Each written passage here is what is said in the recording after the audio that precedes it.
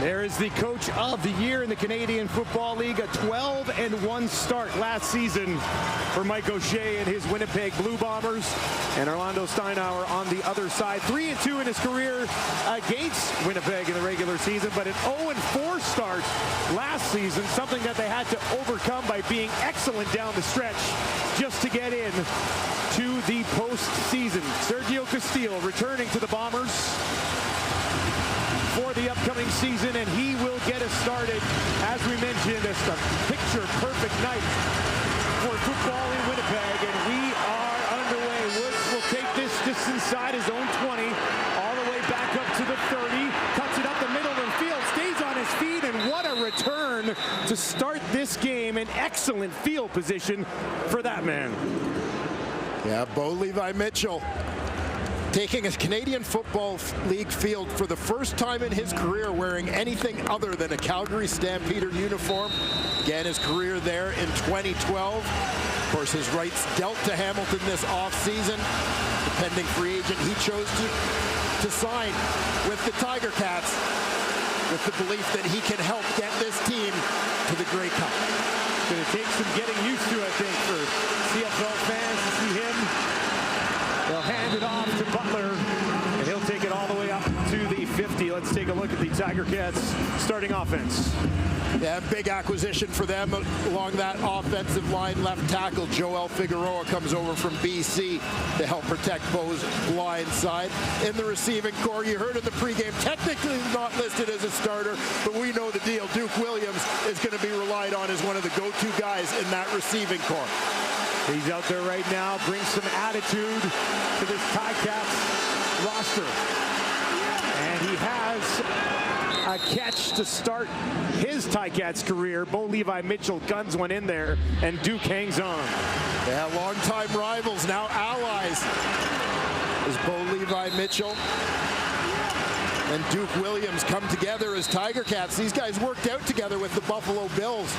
Bo doing the workout tour along with Duke. Duke ended up signing in Buffalo, but I think they realized then that they had a little bit of chemistry and thought one day this might work north of the border.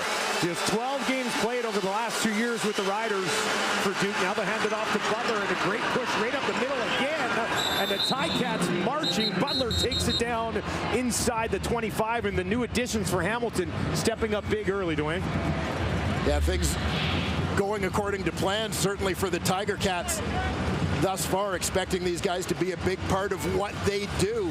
Duke Williams with a catch on his first play of the game. A couple of early touches for Butler, and we know he likes that first quarter in week 1, Dustin. Yeah, last year he absolutely torched Edmonton in that home opener for the BC Lions. 4 touchdowns in that game, 4 touchdowns in the first half of that game. Now he's going to flare out to the right, takes the pass from Mitchell, stumbles a little bit, Big Hill wraps him up and takes him down just inside the 25, back to the line of scrimmage, maybe a little bit further. Big Hill, a huge part of this Bombers D. Yeah, no question about that. As we'll take a look at the rest of this unit, you've got Ricky Walker at defensive tackle. He replaces the departed Casey Sales, now a Tiger Cat. As you saw, Adam Big Hill still a force in the middle of that linebacking unit. And on the back end, one of the most talked about guys during training camp for the Winnipeg Blue Bombers, halfback Evan Holm.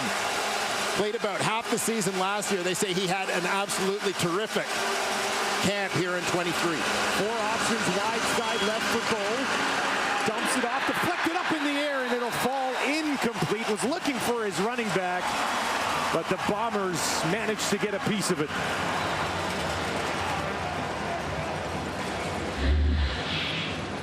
Yeah, trying to set up that screen. You'll see Butler sneak out to the left side, trying to get in behind the line. But Willie Jefferson doing what Willie Jefferson does, causing great disruption in the offensive backfield. The only player in league history with 50 sacks and 50-plus knockdowns, and can chalk up another one there. Seth Small out to put points on the board, and he is able to knock that through. Tiger Cats put together a drive, have to settle for 3. There is the 2-time most outstanding player in the Canadian eyes last season for Zach Collaros. putting up over 4,100 yards, led the league in touchdowns by a significant margin. Everything went well last year during the regular season. Yeah, it certainly did it. When you look at Zach Collaros' time as a Winnipeg Blue Bomber, everything has clicked. It's like he's spent his career working towards finding that perfect fit. And once he was traded to Winnipeg late in that 2019 season, it's been nothing but positive. The Grey Cup defeat aside. At the top of the list for the CFL and TSN top 50, they hand it off to Dembski, tries to cut it back. Ball pops out. Mad scramble for it at the 40 as Dembski kind of got spun back around, and we'll see if the Ticats were able to hop on this ball, which would be an early swing of momentum at IG Field.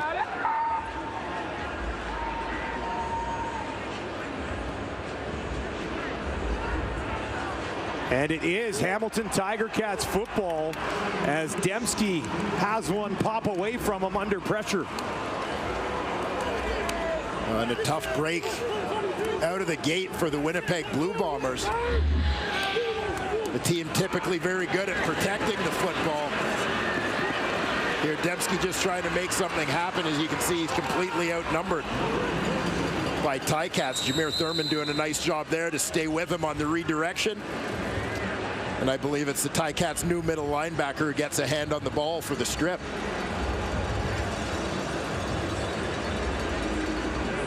Thurman, another big addition. Dobson looked like he had the best first crack at it there for the Bombers. And then the Ticats must have pried that out from underneath them. Yeah, it looked like that ball bounced back as Dobson went to fall on it, bounced back sort of between his legs, which allowed a Ticat player to get in there and secure it. Winnipeg Blue Bombers last season just 6 fumbles the entire year. 2023 starts with one. Mitchell now has that batted down neatly. Solid play defensively by Desmond Lawrence.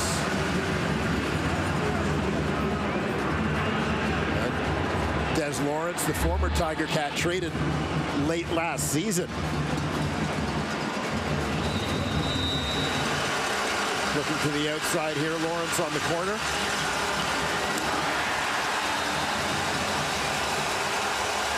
He just stays in the hip pocket of Tim White the whole way on that one. Tim White, almost 1,300 yards receiving last year. And there's a flag at midfield. Hamilton is challenging the previous play. They believe there was defensive pass interference on Winnipeg number 22. The play will be reviewed.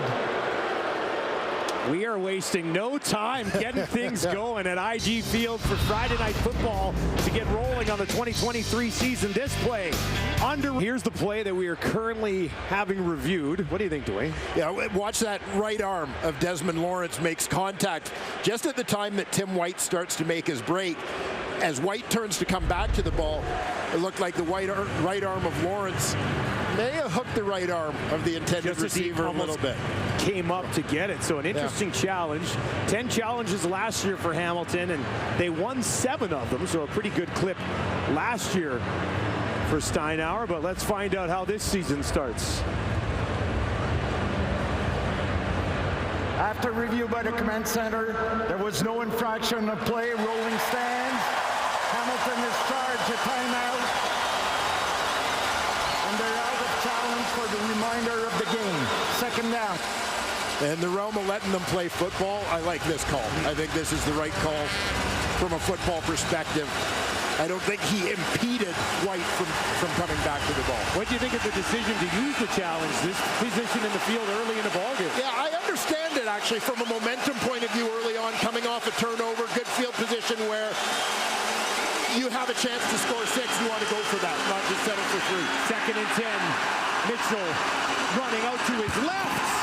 Throws it. Is it intercepted on the far sideline? A discussion between officials and Willie Jefferson, who's in there trying to figure out what the call is going to be. And it is an interception. Mitchell along the sideline has it taken away by DeMario Houston. Yeah, Houston, the third-year man, playing out on the corner as Bo's looking for that outlet to his fullback. Garon Gauthier along the sideline. You see Houston sniffed that one out early and came underneath to make the grab. What a phenomenal play by Houston to make this play along the sideline. Wow. Yeah, you look at how far in front of the intended receiver he was. That's just an indication. When Bo started coming this way, he was behind him. Houston knew where the ball was going and committed fully to getting there to make a play on it. 2 interceptions for DeMario Houston last season. Had 9 starts, played 11 games for the Bombers, and back to the iPad for Bo Levi Mitchell, whose Ticats do lead 3-0. 2 turnovers early in this game. Turnovers were an issue for the Ticats last year. Not so much the Bombers, but Winnipeg does get the ball back. They start on their own 31. Polaris behind the intended targets of Dalton Schoen, who will once again be a big piece of this Winnipeg offense. We'll take a look at this group along the offensive line. Of course, Stanley Bryant, once again, the most outstanding O-lineman. We'll keep an eye on Chris Kolinkowski. 2016 Jim Barker Argo draftee, by the way. 15 starts for him at center last year. And you just saw Dalton Schoen, the 2022 Canadian Football League Rookie of the Year. And they all say he's in even better shape coming in here in 2023. Guys in great shape getting in even better shape. Unbelievable. Deep shot down the field. Agadosi's got it. Hauls it in just inside the 50 and eventually forced out of bounds in the lineup in place of Kenny Lawler. And the big fella hauls it in.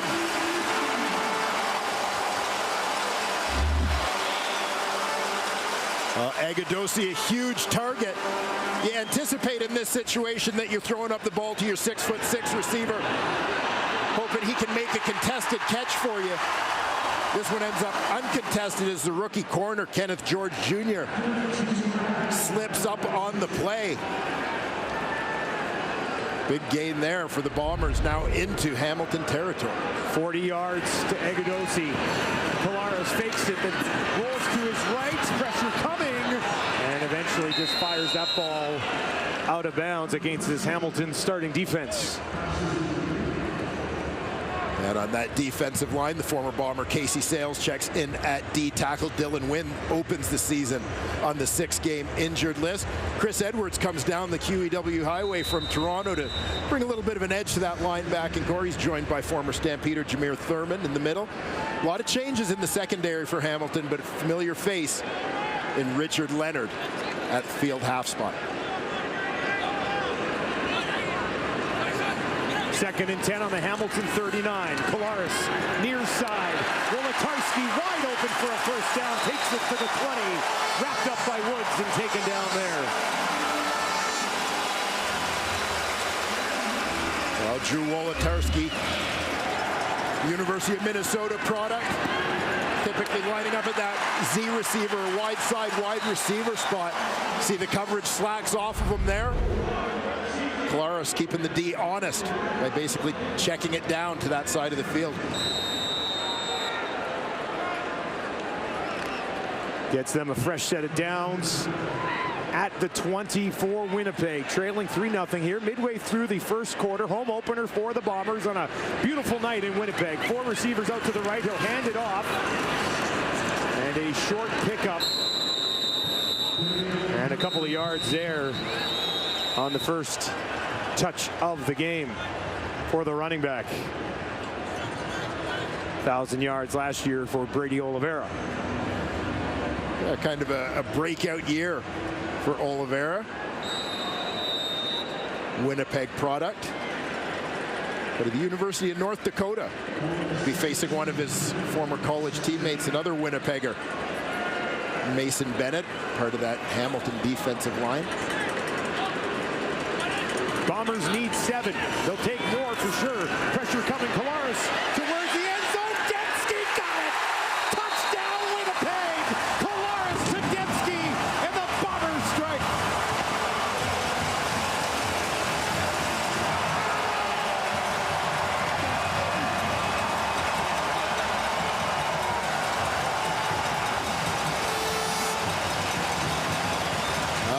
the turnover. DeMario Houston interception. The Winnipeg Blue Bombers offense makes Hamilton pay. Dembski working from the left slot. Finds himself open, going to the corner. Acrobatic catch to go up and get this one just as he gets hit. Feet down for the major. 10 touchdowns last year for Dembski, and you can put one on the board in 2023. Castillo out to tack on another, and he will hammer that through. Winnipeg with their first lead of the night, 7-3, and it's redemption for Dembski after an earlier fumble in the quarter. Gets to the corner this time, goes up and comes down with it. Winnipeg's first major of the year. He did it. Yeah, he lines up as the number 3 receiver here, and that's going to leave him matched up against the free safety, Tunde Adeleke. Adeleke starting off in the middle of the field. Dembski makes that break to the corner. Long way to go as Claros puts that ball close to the sidelines where only his receiver can get it. Long, long way to go in coverage. Adeleke can't get there. Bombers on the board. Dembski, excellent season last year. Found himself being ranked 34th in the TSN top 50 players coming into the year. Woods up to that immediately. Woods waits for it. Cleanly takes it at his 20. Quick 10 yards. Back up. Stays on his feet. Broke a couple of tackles and once again takes that ball outside the 40. Another solid return from Lawrence Woods. Bo Levi Mitchell. It's been a long ride to get here, a decade with the Calgary Stampeders, a couple of Grey Cups, a couple of MOPs, and now joins the Ticats. The offensive line coach Mike Gibson chided him for not staying in the pocket enough. Mitchell snapped back with salty language telling Gibson to just let him play his game. And it was then that later on that Mitchell realized that he had snapped at Gibson. When the two men connected here in Hamilton, as Gibson is now the offensive line coach for the Ticats, they had a good laugh over that moment. Reminiscing, guys. Hey, it worked out okay, I guess. Yeah, definitely. I remember doing that game. Bo's first start here back in 2013. 29 of 33. Close to 400 yards in his debut. Absolutely spectacular and a sign of things to come. He was one of the players of the week that week.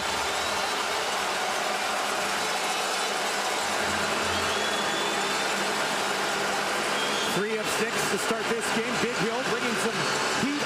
Mitchell down the field looking for White. Got turned around against home. And it does fall incomplete.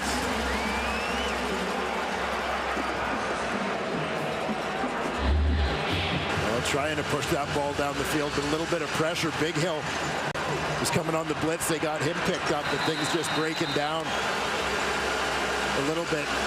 Evan Holm, as we mentioned, second-year man, doing a pretty good job staying with the elusive Tim White. Clint kicks this away. Towering kick, bounces at the 6, and all the way into the end zone over the head of Janarian Grant. Well, we mentioned Bo Levi Mitchell made his first start in 2013, actually came into the league as a rookie in 2012. Not the only rookie QB to come in 2012. His counterpart tonight, Zach Claros, also part of that rookie QB class, and they've put together pretty similar resumes over the course of the last decade. Different routes to get there. Yeah, absolutely. But very similar accomplishments. Yeah, Bo, his entire career to this point with Calgary. Zach joked with us in our conversation the other day about this being the longest he's been with one team. Polaris looking for Dembski again, and he's got him again! Dembski with 2 big ones early, takes it down inside the 25.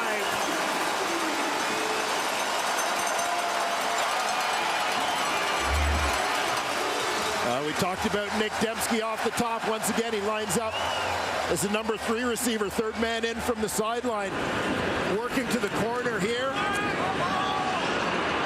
And again, Adeleke from his free safety spot in the middle of the field trying to chase towards that sideline.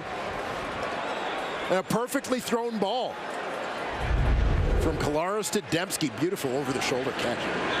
47 yards on the completion. Back to Dembski. A little sidearm action there from Zach. And Dembski heavily involved, picking up where he left off last season.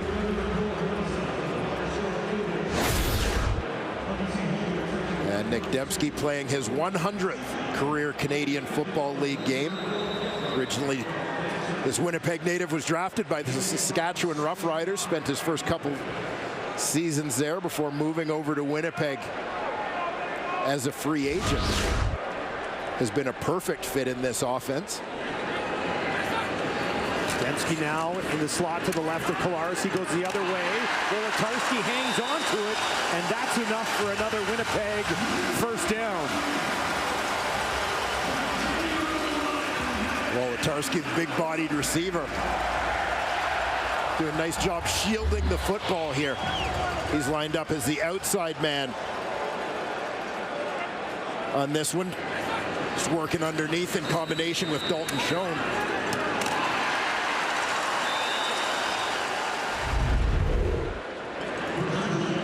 It's been an air attack so far for Winnipeg. Collaros 6 of 8 for 136 yards and a touchdown. Has it, fake, Dembski, end zone touchdown! Rasheed Bailey, rather, as Bailey gets involved, his first catch of the ball game.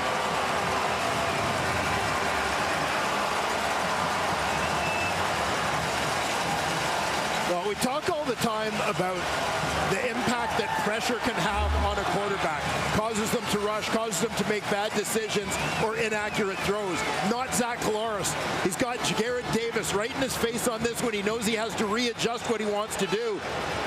But he's got the presence of mind to find Rasheed Bailey, put this one on the money for his second touchdown pass of this opening quarter. Castillo tacks on one more. Bailey, under the radar, sneaky good season last year for the Bombers. So much talk about Schoen and Dembski, but Bailey had 9 touchdowns last season. Yeah, Rasheed Bailey, he is often a forgotten man given some of the big names, but a big target, 6'2", over 200 pounds. Small school guy from Delaware Valley. Is here you see the play to Nick Dembski that set things up, working to the corner. Over the shoulder catch down the sideline. And here it is, the play action. Davis gets upfield. Zach catches him with the pump fake. Stays with it, knowing he's going to take a hit. But hangs in there to find Rasheed Bailey. Zach Collaros is 7 of 9 for 146 yards and 2 touchdowns here in the first quarter. And he's got everybody involved. Dembski with 4, Wolotarski with a couple, Schoen, Agudosi, Bailey all targeted so far, and 4 of them have receptions. 14-4, the Bombers lead. Woods takes it just inside his own 25. A couple of great returns already in this game, and he's got another one all the way out to midfield. And once again, excellent starting field position for Bo Levi Mitchell. Yeah, even as a veteran quarterback, this isn't the situation that you want to find yourself in early on in your first start with a new team. You know, we talk a lot of the time about young quarterbacks, giving them good field position, sort of playing to keep the game close and so on, not be in a hole where they're going to have to throw the football. A lot of time left in the world of Canadian football, but you don't want to see that game plan forced to change for Hamilton if they fall further behind here. Butler fumbles it, is scooped up and brought back the other way by DeMario Houston, tripped up just outside the 50, and the bounce is going the way of the Bombers.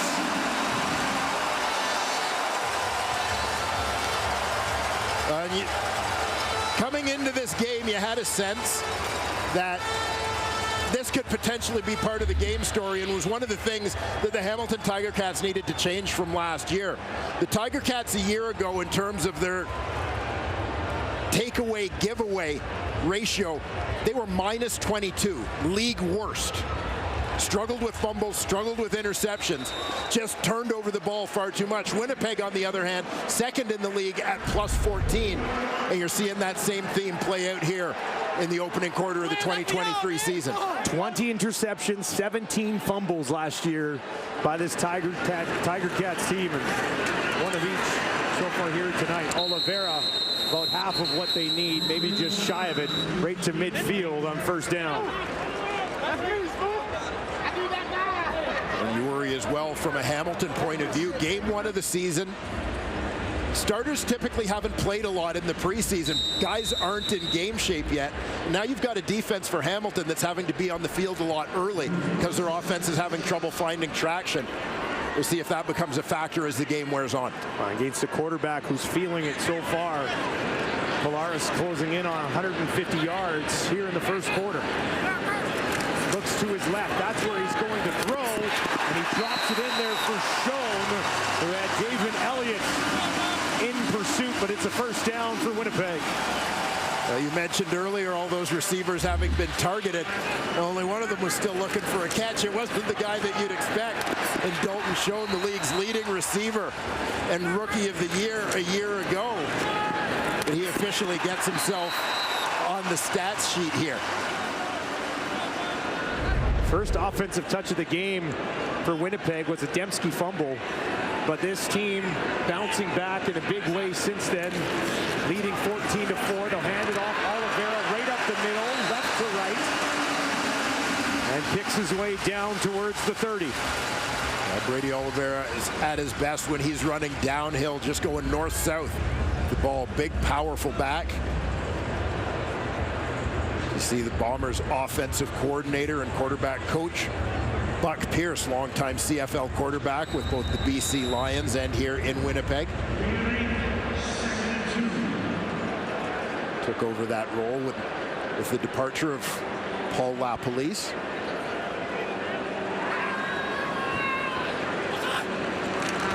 Second and 2, back to Oliveira again. And that should be enough. Nice push from that offensive line. And that will take them down to the 30, and another fresh set of downs for Winnipeg. It's been mostly that aerial attack so far for Winnipeg, but starting to sprinkle in a little bit of Brady Oliveira. Now is Ticats D coordinator Mark Washington searching for an answer on the sidelines. Would love to have a stop on this drive. Momentum swinging to the Bombers and the home crowd here. Polaris fakes the handoff. Wolotarski in the end zone. Defender falls. Touchdown! Polaris strikes again. His third passing touchdown of the opening quarter, and the Bombers in full control.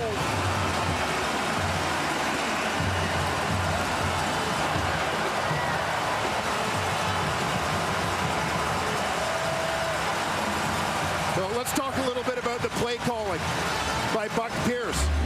We see that shift from the passing game to the ground game. First and 10, of course we're going to run the ball again, right? That's what Hamilton's thinking. No way. Zach Polaris pulls it, gets outside easily all kinds of time as the defender falls down. Drew Wolotarski has his first of the new season. That was Kenneth George Jr. who stumbled and left Wolotarski wide open. He's making his CFL debut tonight. Wolotarski, one touchdown 2 seasons ago, one touchdown last year, and he's got another touchdown here to start the season. Colaris, brilliant, 189 yards, 3 touchdowns in the first quarter. 21-4, they lead. Almost 200 passing yards in the first quarter, and a hot diggity dog. How about those Blue Bombers? A nice start. And this is the yard dog at IG Field this year. This is 32 inches. It's $45. For some reason, it also comes with French fries, which don't seem completely necessary. But you want to dive into this? You're a big food guy, Dwayne. Come on. You know, I'm a big food guy, but it is known fact among our crew. I don't do hot dogs. Doesn't eat hot dogs. I don't do hot dogs. No hot dogging around for Zach Collaros. 3 different guys into the end zone. You're the 2-time MOP. You can't script a better start for Zach Collaros tonight. Yeah, he has been in the zone from the word go here tonight. Something to be said for continuity. And, you know, the question for Milt Stiegel is, you really think these guys are getting old? Sure doesn't look like it. Flag on the return as Woods eventually gets wrapped up and taken down just outside the 31. I mentioned Wolotarski. Just 1 touchdown last season. Thank everyone who helped me get here, bro. This shit don't happen on my own. During the return, holding Hamilton number 46, 10-yard penalty, first down. So that penalty will back the Ticats up. Wolotarski joining Dembski and Rasheed Bailey with touchdowns in that first quarter. Well, so the frightening thought here is that Kenny Lawler is also a part of this receiving corps. He won't play for the first few weeks of the season, but they stand to get better. Mitchell with a completion. Ball caught loose, but is scooped back up immediately. Just outside the 20 on a short pickup on first down. Once again, tough start here for the Hamilton Tiger Cats as you see Tyler Ternowski on the grab. Fortunate to avoid another turnover there. A lot of time left in this ball game, but against a tough Winnipeg D, you don't want to let this hole get it any deeper. 4 options wide side left for Bull. In trouble, out to his right. Has a completion. DeAndre Smith is there. Slides underneath that one, and that'll give the Ticats some breathing room. Not the most difficult catch, but a big one and a big play for the Hamilton Tiger Cats. And this is a little bit, quite frankly, the veteran presence of Bo Levi Mitchell, what he brings to the table. Things breaking down a little bit. He's forced out of the pocket, but keeps his poise, manages in that second and long situation to find DeAndre Smith downfield for the first down. 1st and 10 from the Ticat 39. Back to Butler. Pushes it ahead, just shy of the 45, but a pretty good pickup on first down for Butler, who's moving the ball well on the ground for Hamilton. Yeah, Butler had a couple of nice runs in Hamilton's first possession, where things got derailed a little bit with that fumble. But here you see his breakout year with the BC Lions in 2022. Over 1,000 yards on the season. We talked about that fantastic start he had in week 1. Butler out to the right, Mitchell throws to the left, and that is held on to by Smith for a first down. No doubt, Tiger Cats looking for big things from Keandre Smith in his 2nd season out of the University of Guelph. Guelph kind of becoming receiver U. We had Kean Schaefer-Baker a couple of years ago. Smith, a rookie last year. Clark Barnes for Calgary last night with a nice debut. Smith, a nice find in the 4th round. They'll take the handoff to Butler. Mitchell now looking down the field for White. Tried to get back to it, but Holm comes over the top and breaks it up. What a play. Yeah, I think if Bo had this one back, he'd probably tell you that this ball is underthrown just a little bit, which gave Holm a chance to recover. So here you see Tim White going to work deep and across the field. And you see he's got a step here on Holm, but that he has to hold up for that ball, which allows Holm to close, get that left arm in to break it up. 2nd and 10. Near side, Godwin's got it. And eventually is taken down after a pretty solid second effort trying to make a play. First catch of the night for Terry Godwin, the 2nd. Revamped Hamilton Tiger Cat receiving core. Tim White remains the centerpiece. Stephen Dunbar moves to Edmonton in free agency. Braylon Addison released as he's battled injuries over the last couple of years. Duke Williams comes over from Saskatchewan.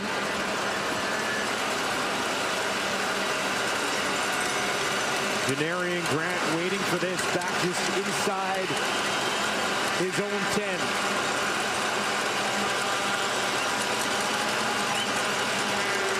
It'll be kicked away from about the 46. And that one is out of bounds. And some extracurriculars along the sidelines leads to a flag. That's Omar Bayless getting involved where maybe he shouldn't. Safe to say last season Dalton Schoen kind of came out of nowhere, didn't he? Yeah, he really did. This a guy started his career as a walk-on at Kansas State University.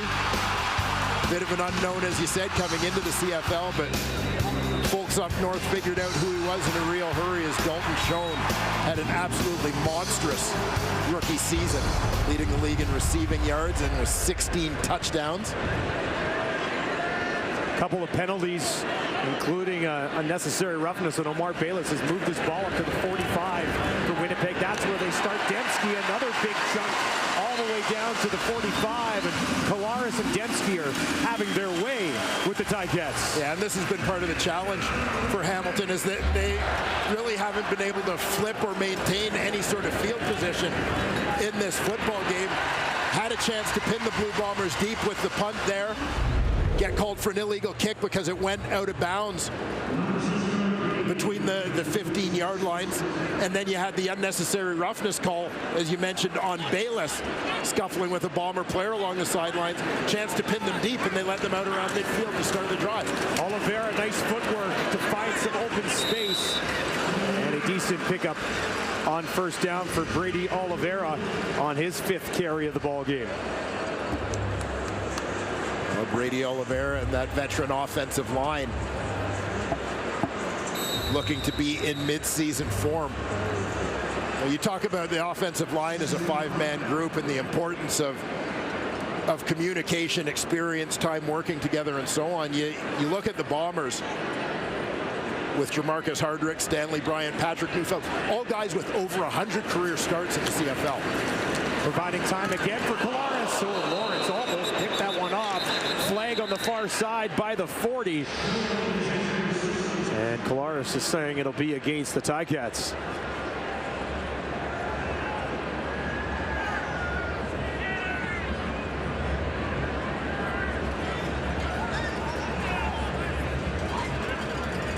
One thing you cannot do against Winnipeg is take penalties and shoot yourselves in the foot.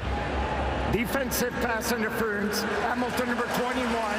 This will be a 10-year penalty and automatic first down.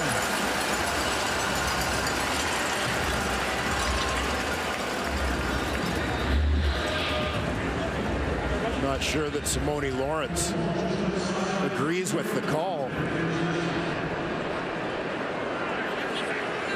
Lawrence right along that hash mark. Not sure exactly. I don't think it was on Lawrence. It was announced on Lawrence, but looked like he was trying to take advantage of the play, not taking the penalty. Another great carry on first down here for Winnipeg.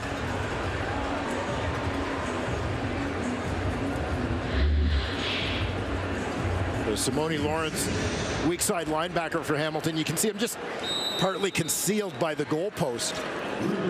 He takes his drop, sees the throw coming, runs to get underneath it. I don't think he ever made contact even with the receiver.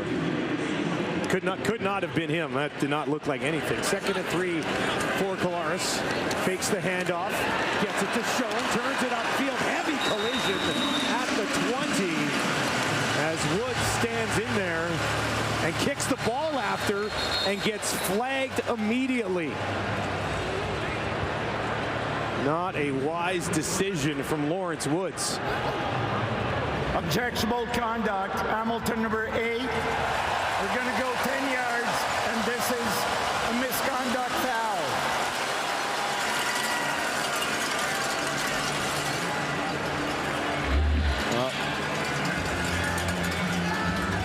This is one certainly where I understand the call against Woods. You'll see as this continues on, as he gets up, he kicks the ball towards the Bomber receivers. Not the most aggressive kick. No, he's not going to take Small's job anytime soon. Here's Collaros looking for more, and that one will fall incomplete. Schoen was tied up with Javian Elliott and couldn't get a clean look at it. I understand the call. I don't love the call, Dustin.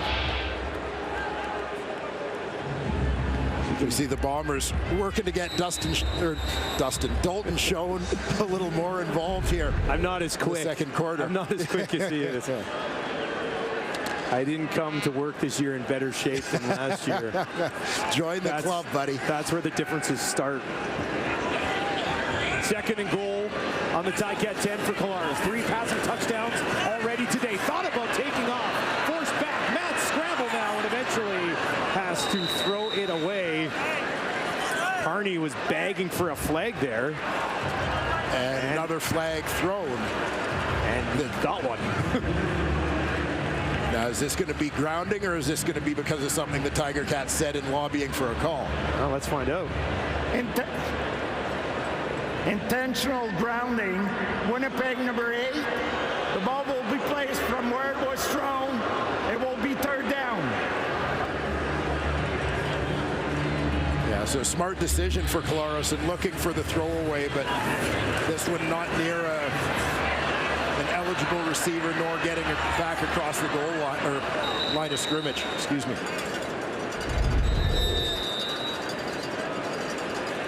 Castile, 84.1% last year, just over 85% in his career, back in that Blue Bomber blue, just inside the right hash. Sheehan to hold. And Castile steady, knocks it through, and the Winnipeg lead goes to 20. Tim White just one catch so far here in his first half with Bo Levi Mitchell. They will look to change that when we return to IG Field. Led the league in targets and catches. Yeah, you go back to 2021, and Tim White wasn't in the Ticats starting lineup as that season opened, but some injuries in the receiving corps provided an opportunity. White certainly making the most of that. He's emerged as their go-to guy. Pitch it out to Butler. He's got a first down, spun off of contact, and picked up about 5 extra yards. That'll take Butler over 50 yards rushing here in the first half.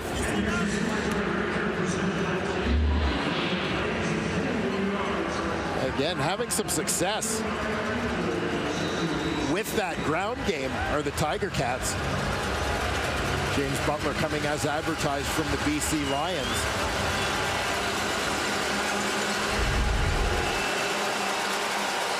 Little to show for that part of their game so far. He's averaging 10 yards per carry. They'll go back to him. A spin move will get him a couple here on first down. And we mentioned it a couple of times tonight, but his game last year to open the season in Vancouver, I did this game, 4 touchdowns. And then they eventually slowed him down, but he had a first half for the ages. Yeah, just a phenomenal start to the season for Butler and for the BC Lions as a whole. Quite frankly, as that was sort of the beginning of the Nathan Rourke show last year. Mitchell looking down the field for White, misses him, too much on it, and White could not get there. Bo Levi has tried to find him a couple of times, underthrew him once, overthrew him once. Is this just a matter of finding the timing with one of your best weapons? Yeah, that's it, settling in, getting some reps together. Again, at live speed, in terms of game action, starters not playing a ton in the preseason. So it's going to take a little bit of time for these guys. Grant takes it just inside his own 15. A heavy pop.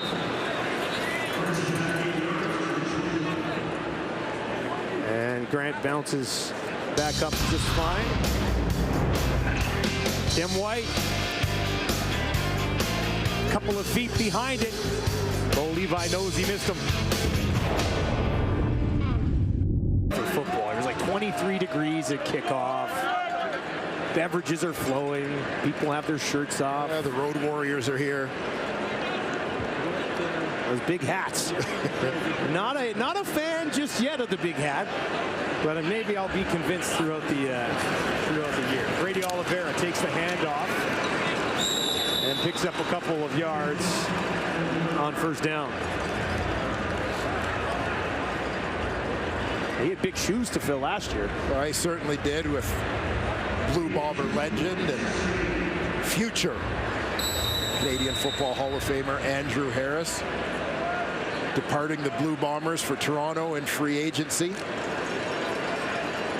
Oliveira stepping up into that starting role and really establishing himself as one of the top backs here in the Canadian Football League. There was a pass-heavy attack early for Kolaris, and this one in and out of the hands of the intended target. That was Rasheed Bailey. And that will bring up third down.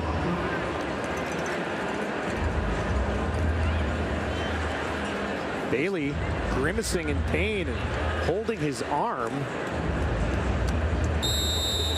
down to a knee on the sideline. If you're just joining us, he had a touchdown in the first quarter. Jamison Sheen to kick this away, standing on his own 10. Woods waiting deep for the return. Beautiful kick, taken just inside the 30. Woods looking for some open space. Flag on the play as he pushes it back just outside the 45. So heartbreak last year for the Blue Bombers after back-to-back Grey Cup championships. Turnover and a blocked kick along the way ended up costing them a three-peat. For more on the heartbreak of head coach Mike O'Shea, let's send it down to John Lee. Thank you, Dustin. And as far as the heartbreak is concerned, the Bombers didn't let themselves dwell on that too much. From the start of training camp, Mike O'Shea said that the Grey Cup loss was fuel for the offseason, and that is where he left it. From the start of training camp, the overarching message from the coaching staff to the Bombers was to drill down deeper on details in all facets of their game. And basically the acknowledgement of that is that little moments, random moments, mistakes, plays in the Grey Cup cost them at the wrong time, considering that they lost by only 1 point. So judging by the way the Bombers responded after Nick Dembski's opening sequence fumble, they are on their P's and Q's with their details already, guys. He was telling us on a call earlier this week that right after the loss, he didn't even want to go to the grocery store. Yeah. He didn't want to hear people say, oh, you were very close, good try. Yeah, exactly. Once you've had that taste of a certain success and know you've been there. The Bombers, after back-to-back Grey Cups, they didn't want to be close. Didn't want to hear about the fact that they were close, that it was a good try. Mitchell is 7 of 14, and Jefferson gets there to take him down for the sack. Willie Jefferson's first sack of the season comes late in the second quarter. Bo Levi Mitchell, no time on that play. Trying to find a way to get this offense going, and Willie Jefferson would have. Bombers' brilliance in the first. Bo Levi Mitchell missing Tim White. What's happening? And coach is going to tell you exactly how many diamonds are in his Grey Cup. He's counting them right now, individually, one by one. 922.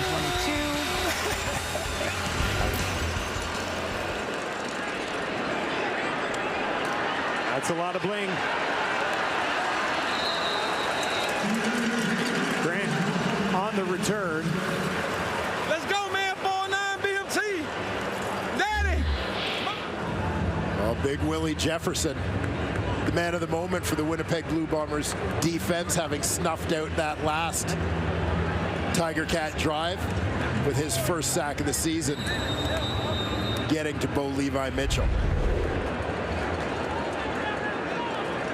7 sacks in 2022 for that man. Oh, man, let's go. One on the board already.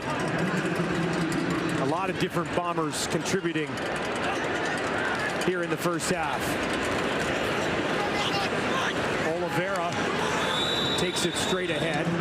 Rasheed Bailey back out there on the field, so he appears to be okay after leaving in some discomfort just a few moments ago.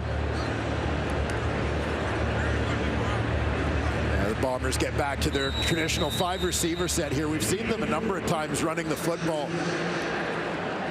with an extra offensive lineman, Liam Dobson, in the ball game, lining up as a tight end. Going to wear the Tiger Cats down a little bit. Some physical play in that ground game. Agudosi back in there now. Polaris dumps it off. Oliveira puts on the brakes, finds some space, first down and more. Brady Oliveira inside the 30. A big pickup for the running back as Polaris found him.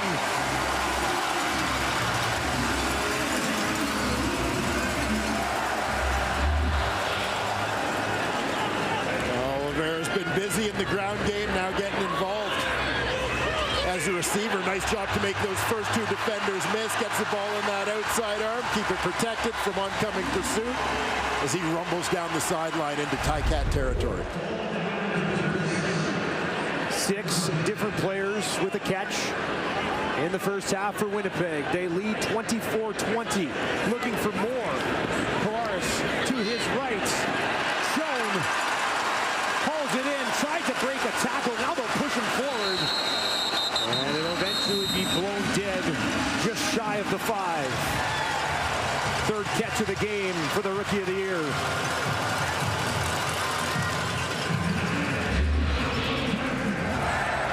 You'll see Schoen find the hole inside, just sits down and waits for it. Confident that Zach Collaros will find him, as he so frequently did a year ago. Got 1st and goal from the 7 here. Bombers pressing once again. Big front. They'll hand it off. Oliveira trying to pick his way through towards the end zone, and the Ticats will deny him on the first attempts.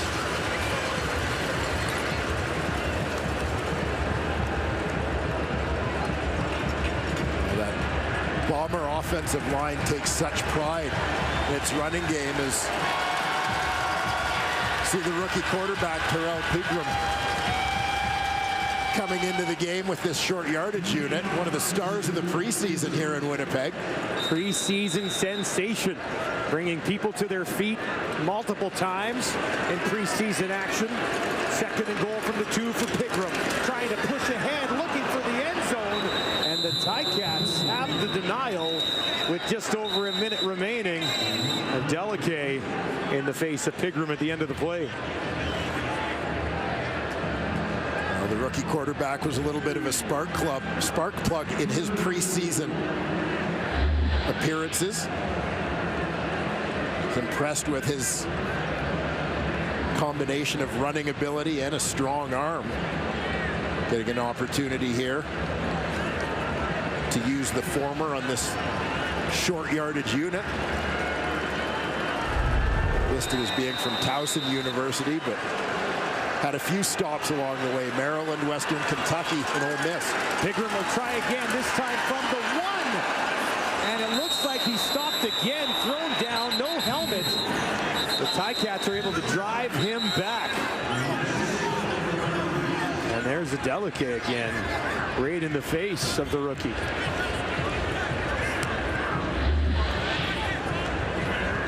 Well, Ticat defense comes up big here, forcing the Bombers into a field goal situation. Excuse me, stopped on 3rd down, the turnover. Yeah, that was 3rd and goal from the 1. So a big stop for the Ticats defense. If you're looking for a bright spot, something to build on going into halftime. Turnover. And there's still 70 seconds left here, but yeah, I had forgotten. Collaros stayed in for the 1st down play from the 7. Yeah, the handoff to Oliveira. Then Pigram for a couple of cracks at it, and a little frustrated. as he walks the sideline. Mitchell stands in his end zone, trailing by 20. Looks for a huge chunk here. White almost picked off. Multiple flags, possibly an offensive pass interference.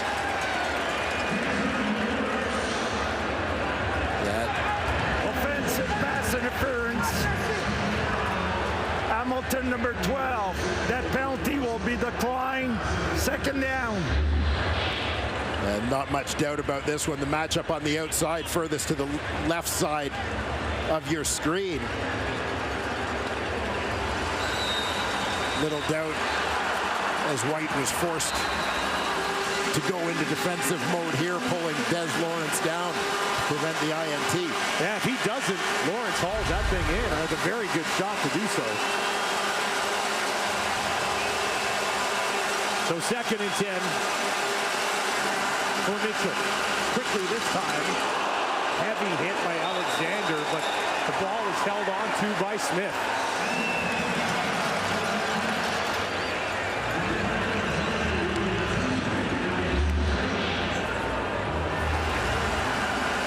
Alexander coming downhill on that one.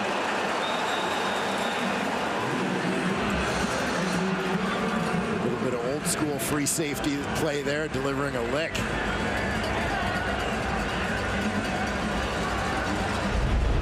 Third catch of the game for the second-year Smith.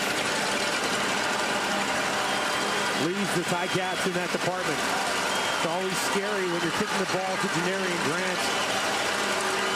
When he stands inside your own 50. And they will not do that.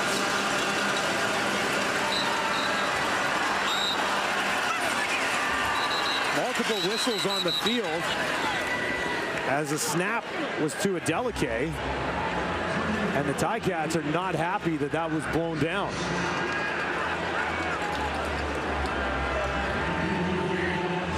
The whole point of having Adeleke back there was to run out time, use up time. Run down this clock with the ball going back to the Bombers.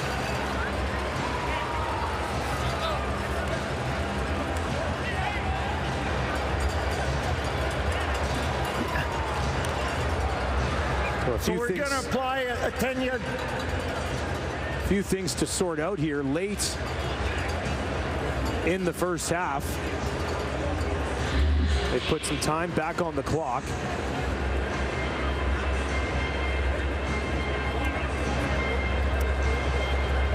On the previous play, Hamilton, number 2, fake to go down, and he didn't go down by rule. This is objectionable conduct. Hamilton, number 2, a 10-yard penalty will be enforced, and the clock should read 36 seconds. 36. I don't interpret that the same way, because I did not see Adeleke's movement as a fake to go down. It didn't look like a fake, did it? Again, even just by the mere fact that you're putting a kick returner type back there, he's not back there to go down immediately. Everybody in the stadium knows it.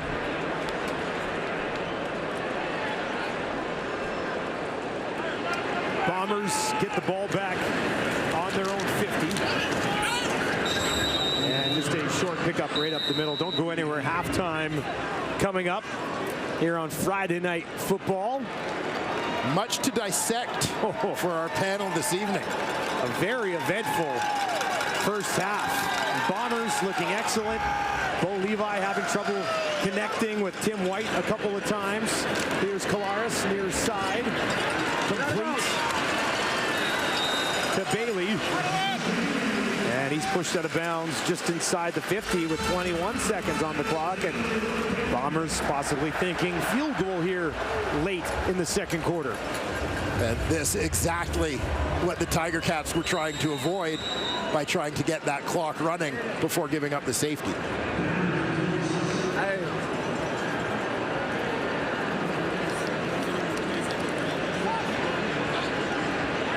They work from the Hamilton 47. Collaros over the middle looking for Dembski. He's got it. What a catch by Dembski. Takes it down to the 25.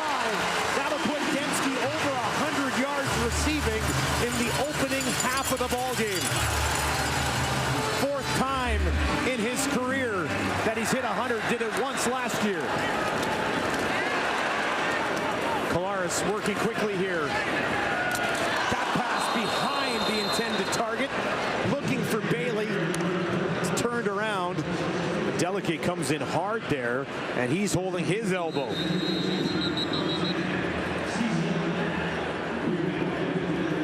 This would be a big loss for a Ticat secondary that saw a lot of change over the offseason. Seontae Evans moving to Montreal in free agency. Cariel Brooks to Ottawa. Jamal Roll actually had gone to Montreal before retiring.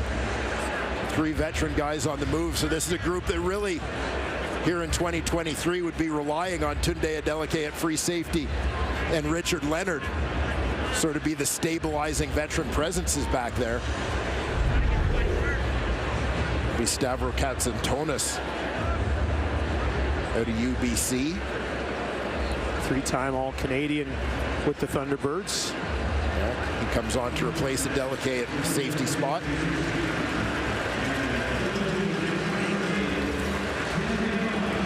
Seven seconds on the clock. Collaros and the Bombers offense on the field, leading 26-4.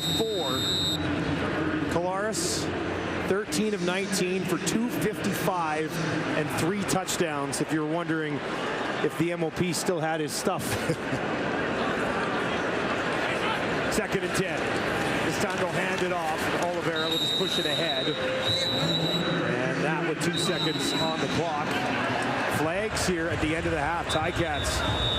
Diallo being pulled away by teammates. Yeah, it looked like Diallo gave a little extra oomph pushing off of somebody to get up there from the pile.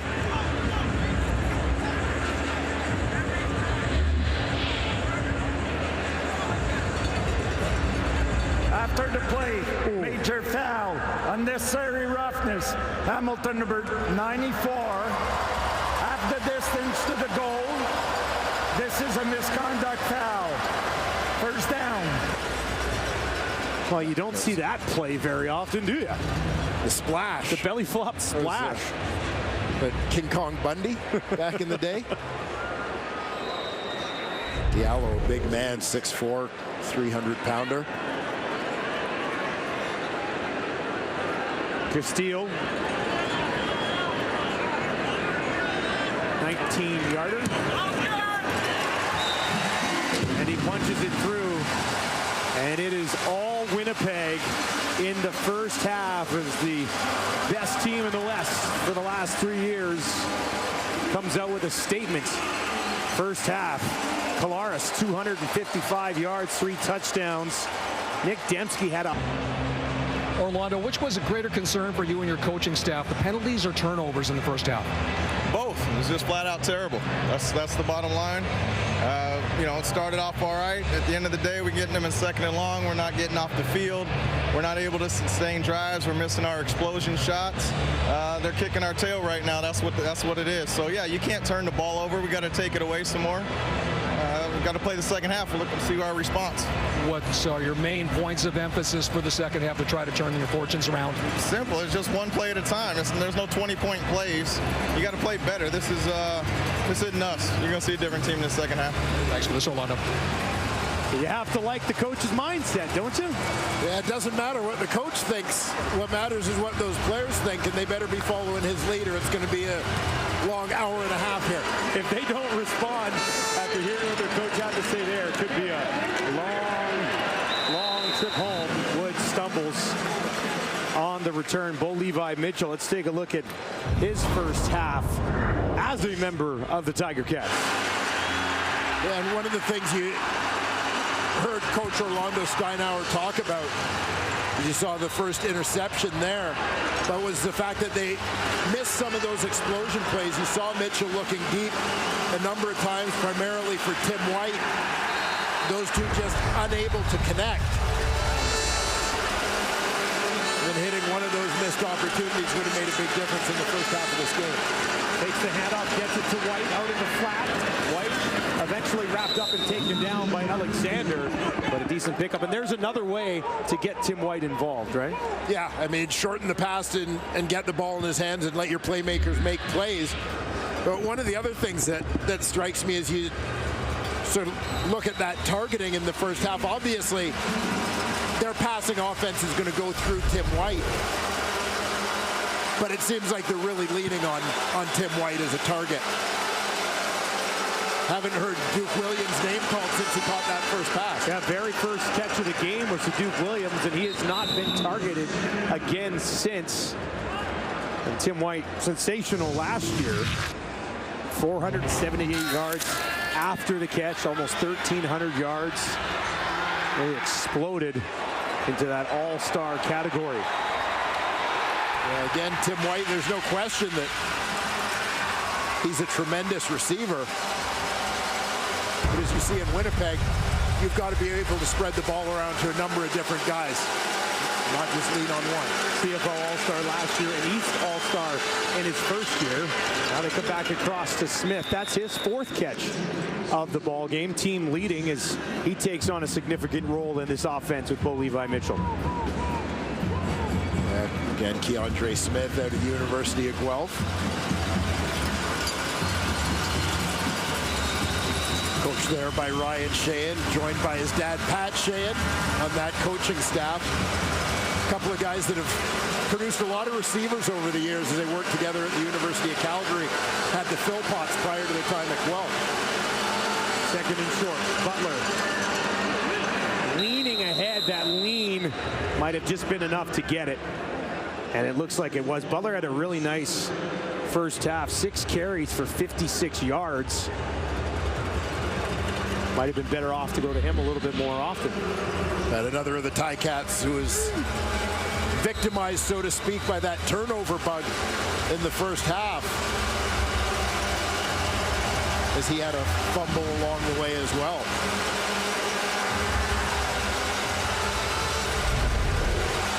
Got enough for the fresh set.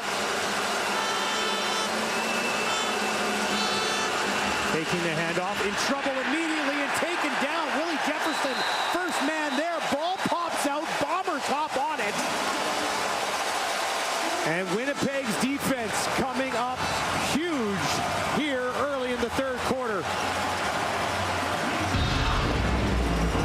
Nichols eventually coming up with the ball. No time for Bo Levi. Popped. Nichols scoops it up.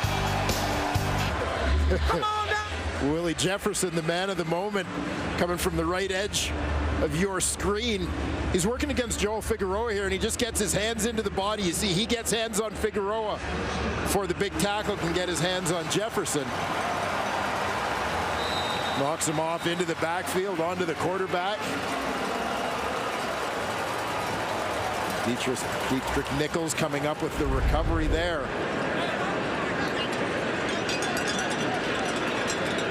2 sacks on the night for Jefferson, well on his way to the 7 that he had last year. He'll pitch it out. Oliveira with a ton of room. Down inside the 20, 15. Eventually forced out of bounds by Jameer Thurman, but Brady Oliveira's longest run of the ball game. Yeah, nice misdirection here in that backfield. The chance to get big Stanley Bryan out on the edge. Tossing the much smaller Kenneth George Jr. aside on the block. Watch big 66 here. See ya.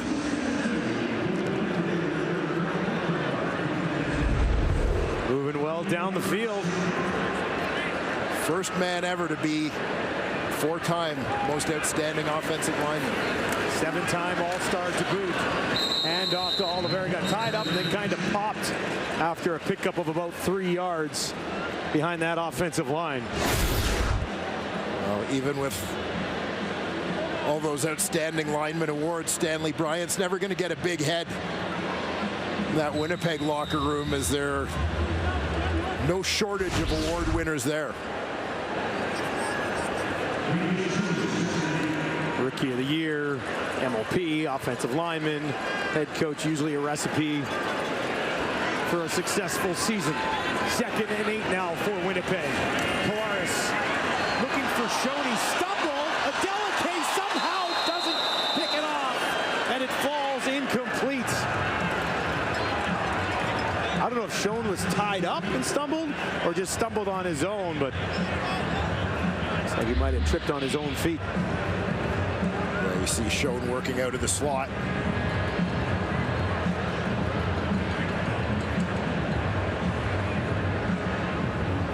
Had beaten his man, Javen Elliott, to the inside. Adeleke just misjudging that one. Looked almost like he overran it and tried to hold up. Little float in the air, waiting for it. Yeah. He got banged up in the first half, so it's good that he's back out there. He needs to be helped off the field. One interception last year. He would have loved to have that one back. Castile, 17-yard field goal attempt, just inside the right half. Chip shot, and Castile makes no mistake. Tack on 3 more for Winnipeg. The lead is 28 on Friday Night Football. About a CFL Board of Governors meeting there. That lead in. Did I make you want to watch it at least? I'm totally tuning in. I was trying. Hey, don't miss an episode, all right? Mitchell walking the sideline, trying to get his team on track. Castile kicks it away. It can be taken. Giroux, far side. Long way to go, but wrapped up immediately on the far side of the field by Damian Jackson.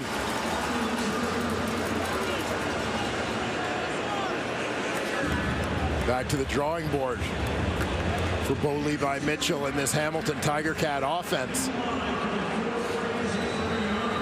Turnover to start this third quarter, apparently having missed the memo from Coach Orlando Steinauers. There you see Jackson Jeffcoat. Done for the night. Close, yeah. No reason to push it. He'll watch for the rest of the night. Lower body. That falls incomplete on Bo Levi Mitchell, following a similar path to somebody else. Yeah, you go back to 2012. The Calgary Stampeders decided they were moving on from a decorated veteran quarterback. They had a young up-and-comer. At that time, it was Drew Tate that pushed Henry Burris out the door. He moved to Hamilton.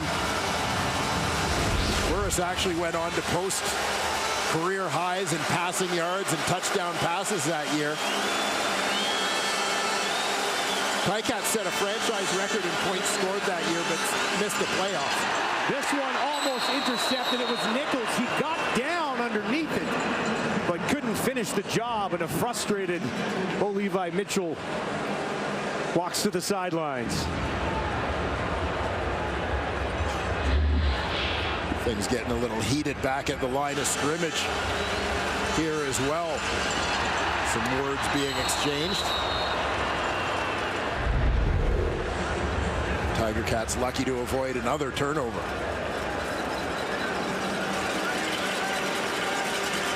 Bailey Flint, Australian punter, out to kick it away. It's a beauty. Grant takes it at the 20. Gets a block, and that's about it. Just outside the 30 as the Ticats continue to struggle offensively. Not on the same page here. Duke Williams is going one way, and that ball was coming the other. On here at IG Field. Opener, beautiful night, Bombers roll, and the fans are having the time of their life. Good to be a Bomber fan. Good night to be a Bomber fan. Polaris will just hand this one off. Short pickup into the hands of his running back, Brady Oliveira. 14th carry of the game for Oliveira, who works his way towards 100 yards. And I would anticipate, should the Bombers maintain this lead going forward, you're just going to see Oliveira get busier as things progress. Finished third in league rushing last year behind James Butler, who's on the other sideline tonight, and Kadeem Carey. Polaris throwing this one. Came over that line of scrimmage a little wobbly and ends up dropping incomplete.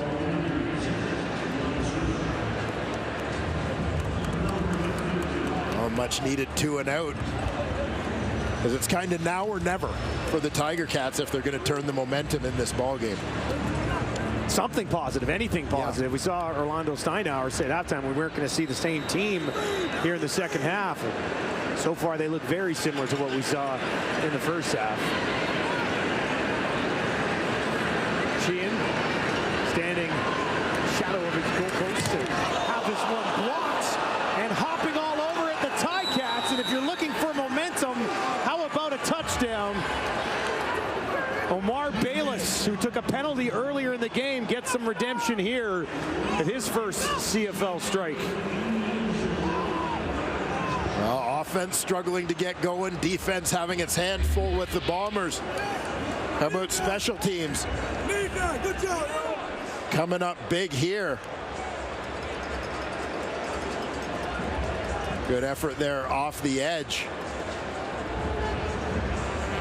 Carthel Flowers Lloyd, the man who got his hands on it. Newcomer out of Stony Brook. Bayless with the recovery. The Cats' first major. Offense back out here looking for a couple. Mitchell has it on the run. Tight window, and that'll be picked off. And taken back outside the 15. Demario Houston again getting in front of a Bo Levi Mitchell pass. Sheehan with the kick. Batted away. Bayless hops on it. The edge here didn't look necessarily like a missed assignment, just late getting to him. By that point, he's deep enough in the backfield. Get her done. There's special teams coordinator Jeff Reinbold, veteran coach here in the CFL, one-time head coach here in Winnipeg. Ticats will boot it away. Grant hustling over. A bounce at the 17 and then roll out of bounds. Just outside the 10. Legal kickoff out of bounds. Hamilton number 47. Winnipeg elects to take the football as a first down.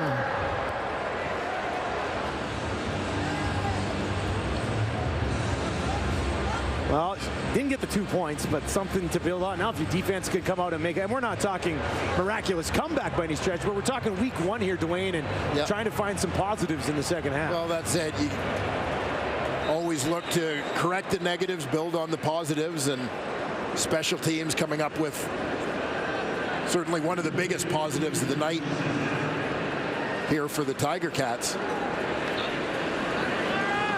First and 10 on that Winnipeg 50. Back to Oliveira. Holds on to the football, secures it, pushes up towards midfield, and that'll take him over 90 yards on the ground tonight. And in the world of Canadian football, 3 scores by no means with a quarter and a half to go. By no means does that have a game out of reach. Your concern in this game from a Hamilton perspective is just largely how little resistance you feel like you're seeing. You have to do something to build on it, right? And they haven't been able to get there just yet. Kolaris having an excellent night. Here's some pressure. What a move by Zach. Now he's up in the pocket on the run. Carney in his face takes him down. Official right there. And it falls incomplete.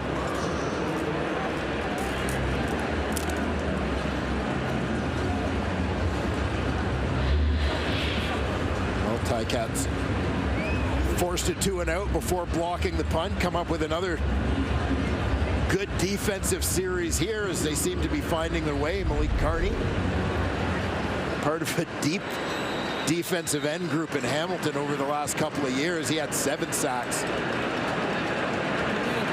The Ticats a year ago. He gets this one away, a low driving kick. End over end, bounces at the 15. Woods will grab it. Hung on to the ball and eventually is wrapped up and taken down on the return. A couple of sacks in this game for Willie Jefferson. For more on Big Willie, let's send it down to John Lou. Thank you, Dustin. And part of Willie Jefferson's off-season training back in his native Texas used to be running and doing plyometrics drills in sandboxes and on beach volleyball courts. But now that the Jefferson family has relocated to permanently live in Winnipeg, they just spent their first winter here. Willie J has switched to snow training, doing cone drills, high stepping, running in the snowbanks in his front and backyards. And he says that the resistance from snow is greater than he would get in sand. The big difference being that instead of training in shorts and bare feet, Jefferson has to gear up and can only do workouts for about 15 to 20 minutes before he had to call it quits. That's because it'd be freezing cold. Willie Jefferson, him and his family setting up shop here in Winnipeg year-round. There are his daughters, Kelly and Riley. Yeah, watching Dad on TV in the preseason last week. That's on the field right here. No better place for Willie Jefferson's youngest daughter to take her first steps. Yeah, that's Riley.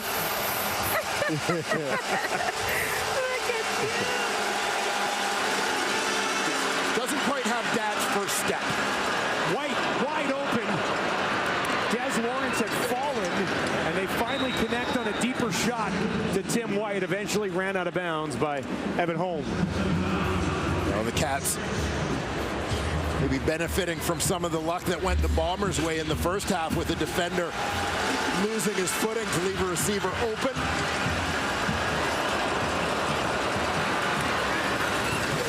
There it is, as you said, Tim White up over midfield.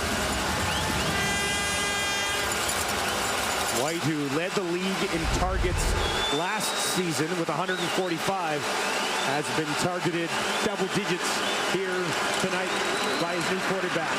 Now down the field, Duke Williams grabs it, turns, takes it to the 15, trying to stay on his feet, and he does, to the 5, and eventually it's Holm again who gets back and wraps him up. Second catch of the game for Duke is a big one. And you can see this one coming all the way. I was watching Duke Williams on his route take the hole in the middle. He's going to come out of the slot, takes the middle here. And it was just a matter of if Bo Levi Mitchell was going to have time to spot him. Sure enough, veteran quarterback picks him up. Nice touch over the middle for their biggest connection thus far. First and goal from the Winnipeg 5 for the Ticats. Their offense looking to break through for the first time tonight. It's Butler's second effort. Did that ball pop loose? We wait for the call at IG Field. Ticats are signaling touchdown. Bombers are signaling it's their ball. And the officials are digging for an answer.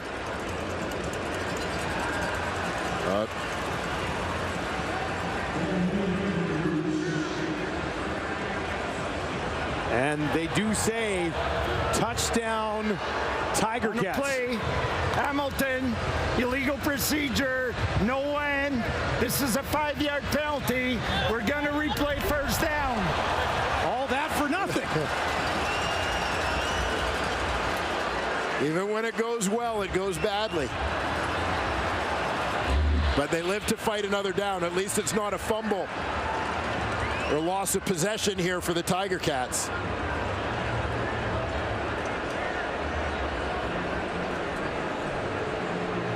Alexander came over. It looked like Butler might have been losing that anyway.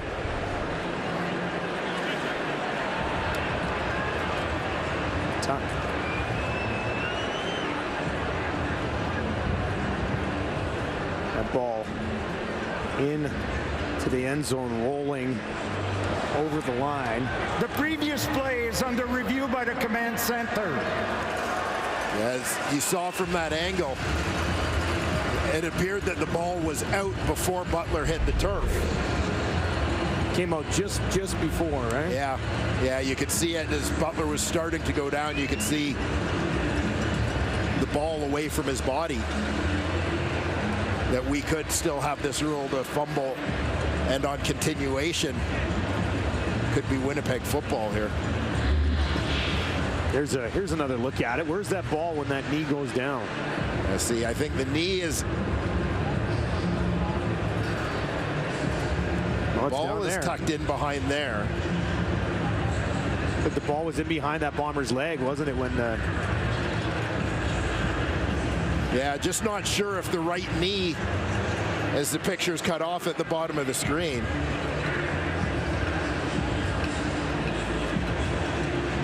Not sure if that right knee had hit the turf yet.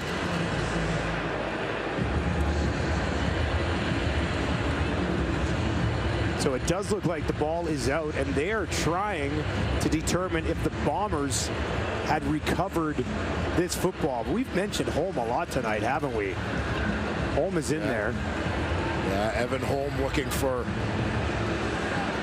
more full-time employment in that Bomber secondary. Like he was the first to get his hands on it. Yeah, the big arm Figueroa in there as well. That's a tough ruling either way. We did talk about it earlier coming into this game tonight. Ticats having problems with turnovers last year, and here they are again with interceptions and fumbles, and not the way you wanted to start the year for a team that After struggled. review by the command center, we had an illegal procedure, no end, on the right side of Hamilton. This is a 5-yard penalty that will be applied from the previous line of scrimmage, and we're going to repeat first down. So just went back to confirm everything that was laid out a few moments ago. And that makes sense given that what the signal on the field was touchdown, suggesting that Hamilton had recovered eventually that loose ball in the end zone. Another crack at it for the Ticats. Mitchell looks to his right, throws to his right for wide, goes up, gets it. And he hung on, spectacular by Tim White, and he lays in pain just beyond the end zone. Well, paying the price to make it play is Tim White.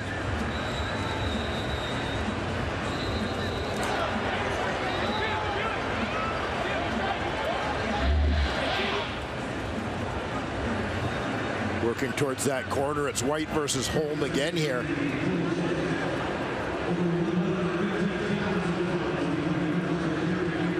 They go down to the turf hard. We'll see if we can get a closer look here at what exactly happened to the Tiger Cats' leading man. Maybe just down hard on that. A lot of pressure on the shoulder, yeah. It looks like it when he kind of, that arm didn't move much after, did it? Mitchell's last 3 passes, 88 yards. He only had 77 on his previous 11. Not the way he wanted it to happen, but Bo Levi Mitchell's first touchdown pass is a Hamilton Tiger Cat. Not surprisingly, has Tim White on the receiving end. Nice play by White, too. And there's Holm again, trying to come over. Eventually took it away, but not before he held on to it. White's got 5 catches for 63 yards and a touchdown. He's up and walking on his own.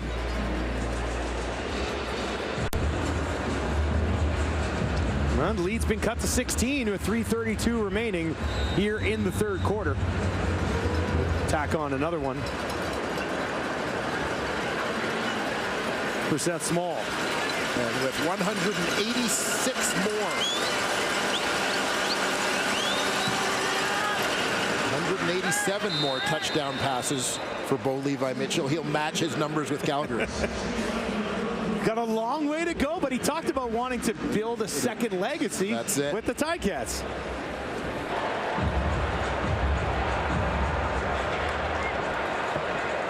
Tim White, the All-Star last year, 8 touchdowns with Hamilton in 2022. He's got 1 on the board here tonight.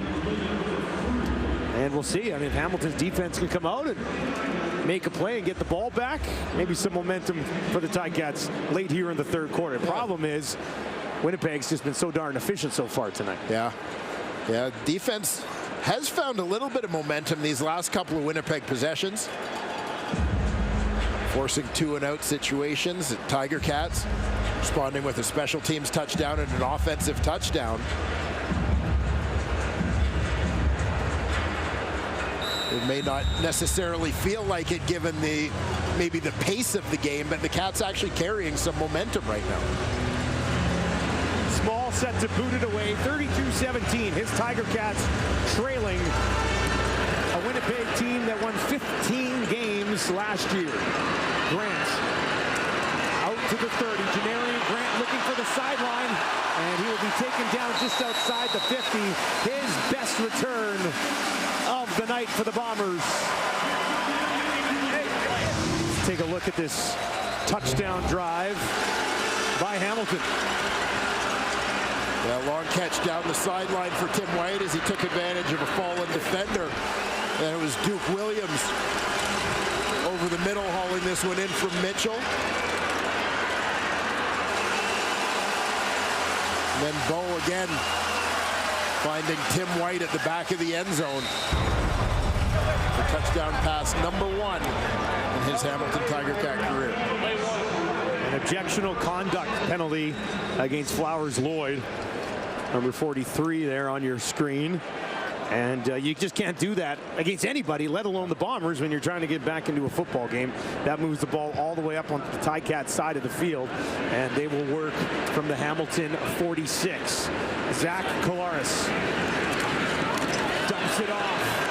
Nice burst and a push ahead down inside the 35. Rasheed Bailey, a dangerous weapon you can move around this offense. Yeah, and it's been kind of neat to see, as we've always talked about, the Nick Dembski position in this offense as a receiver who carries the ball a little bit. But finding Rasheed Bailey picking up some of that slack as well. And what it does is you have those receivers running the sweeps. You can bring them in motion, fake to those guys. It's going to loosen up the ends a little bit and open things up on the inside for Brady Oliveira. Bailey in his 4th season with the Bombers. Career highs last year shown. What a catch as he picks that off on the run and hauls it in.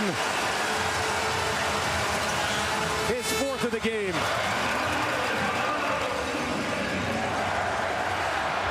Yeah, Zach Kolaris just delivering a strike here on the quick slant to Schoen getting underneath the defender. Strong catch in his hands, taking that in stride, move the sticks. Any momentum that the Ticats might have thought they had going, Winnipeg quickly has taken care of that. Less than 90 seconds remaining, quarter number 3. They'll hand it off to Bailey, pushing ahead down inside the 5. My goodness, that was executed well, wasn't it? Yeah, just attacking those edges of the Hamilton defense with speed.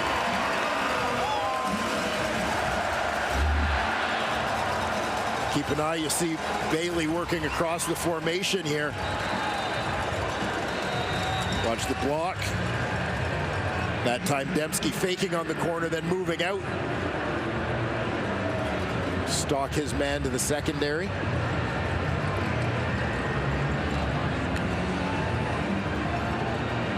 Good read there from Rasheed Bailey to turn it up inside.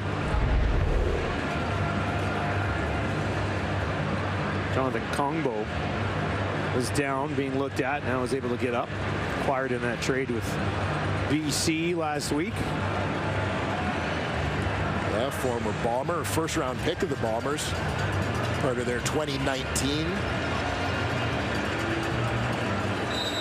draft class and Grey Cup squad.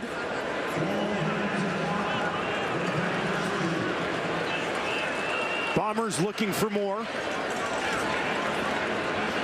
Kolaris turns, a little bit of magic here, trying to get it to Dembski, and Dembski picks up a couple of yards.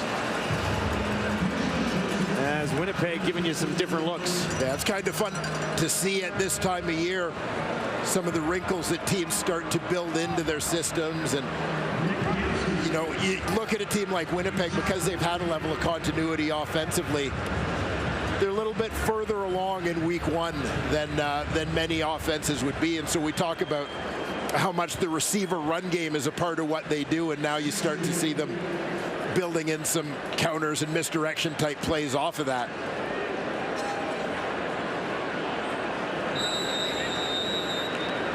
I like the creativity, except as a play-by-play man. Trying to follow the ball and give it to someone, Zach. Second and goal, Hamilton 2. Simple this time. Oliveira untouched to the house. And the Bombers tack on 6 more.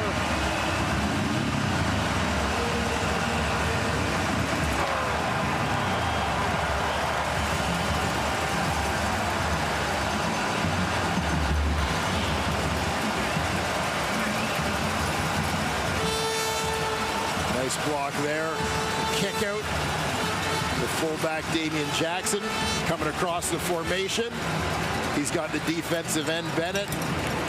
Oliveira right up the middle to Bader. If you started Oliveira in fantasy this weekend, you're loving it. Gets to the end zone, closing in on 100 yards rushing. Involved through the air as well. A nice start to the season for a guy who had 1,000 yards on the ground in 2022. The party has been on all night at IG Field as the Bombers coming out and sending a message on Friday Night Football.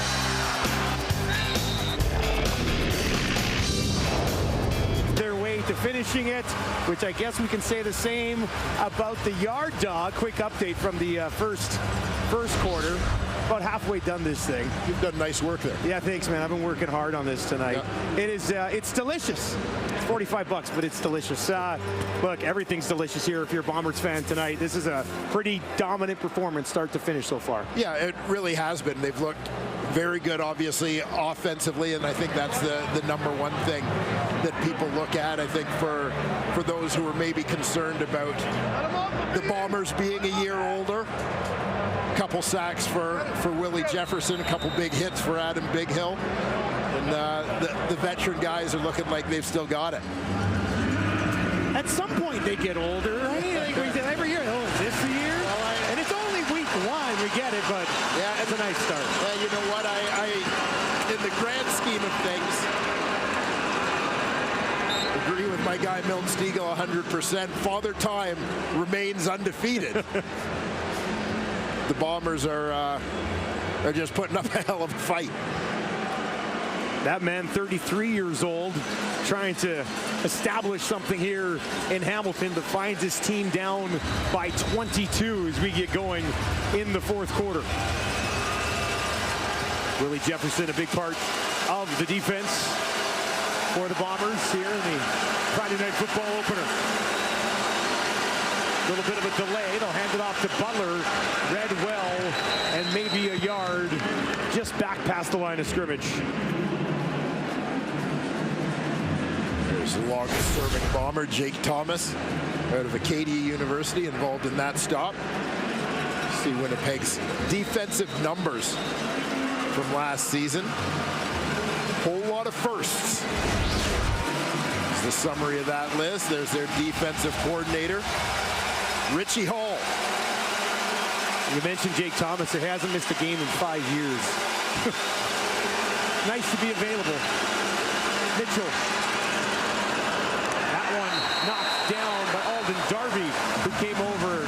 DeAndre Smith wasn't able to hang on. That's the first ball he's touched tonight that he wasn't able to haul in. He was perfect 4 for 4 prior to that. Yeah, Smith, we've seen him line up outside this time, working in the slot. Alden Darby doing a nice job to get the right hand in to pluck that one out. Former Argonaut Ticat himself. Towering kick from Flint, taken by Grant. And nothing opens up as Grant will just bring it back a few yards just outside the 25. Brady Oliveira, 96 yards on 16 carries, a long of 28, and a touchdown to boot. Yes, averaging 6 yards a pop, by the way. Did you look that up? No, wow. Nice work, Dwayne. I'm excellent at simple division, Dustin.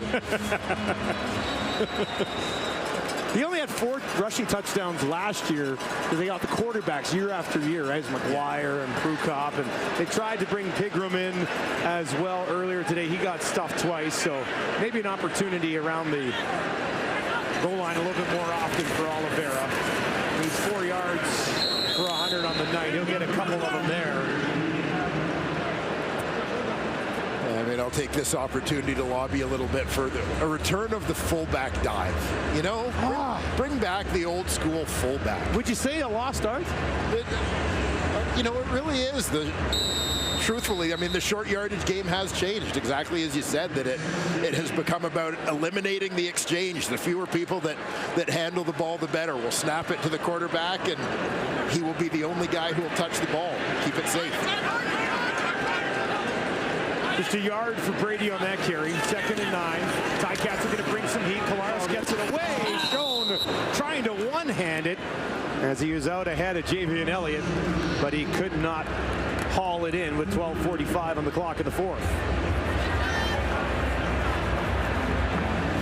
You talked about it a little bit earlier on, and I think we talked about it on our Zoom calls with a few of the Bombers earlier in the week, just how much it helps them be ahead of everybody else. Yeah. Having that same group back. Like if you're Bo Levi and the Ticats, you got Butler, it's Duke Williams. Everybody's new to Bo. Yeah. On this side, the offense, outside of bringing Kenny Lawler back, and he's not even available tonight, it's just that same group again. Yeah, and as you mentioned, though, like even Lawler, the guy who had been with the Bombers, spent last year with Edmonton, but Woods with the bobble, ball still loose, somebody grab it, and it does look like the Ticats are on it. Katsatonis was able to slide in there. He had a great year special teams last year, 20 special teams tackles, and here he's able to hop on a ball that Woods just couldn't control. A moment to chill. Willie Jefferson in that Coors Light spotlight. yeah, working those hands and the pass rush moves in his pregame warm-up. You know, he brings some of the same stuff come game time. What's that popular saying? Practice like you play. That's right? it. Is that it? Willie's doing it. Moment to chill with Coors Light. Oh, a couple of cold ones. Silver bullets.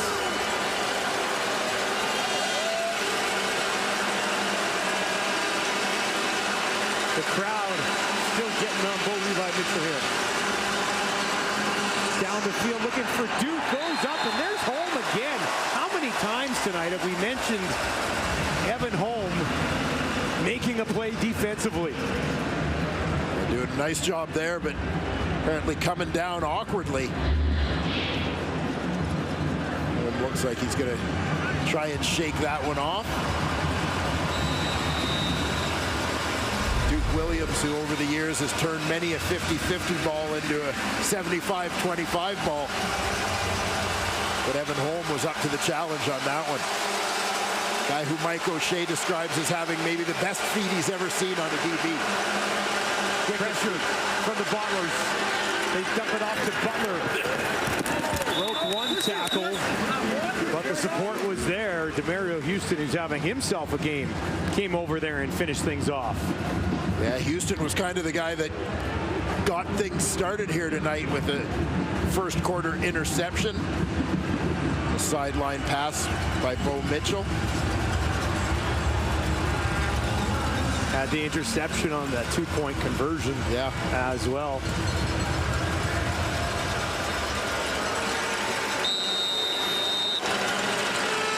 Clint lets it fly. Lower kick.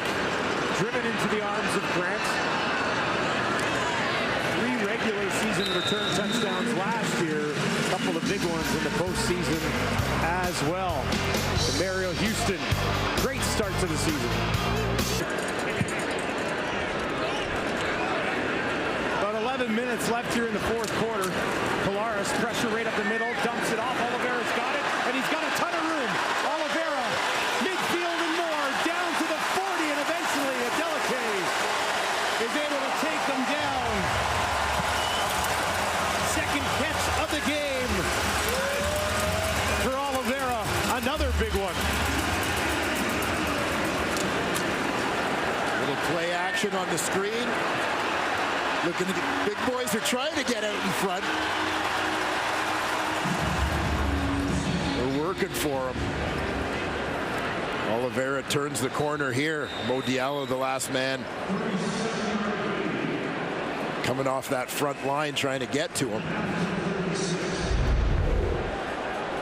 36-yard pickup for Oliveira, who's also on the verge of a 100-yard game on the ground. Polaris in trouble this time. Can he get there? No, it's going to be scooped up at midfield. And now a race. They'll stay on their feet. And all the way the other way. A scoop and score for Edwards as the Ticats defense gets it done.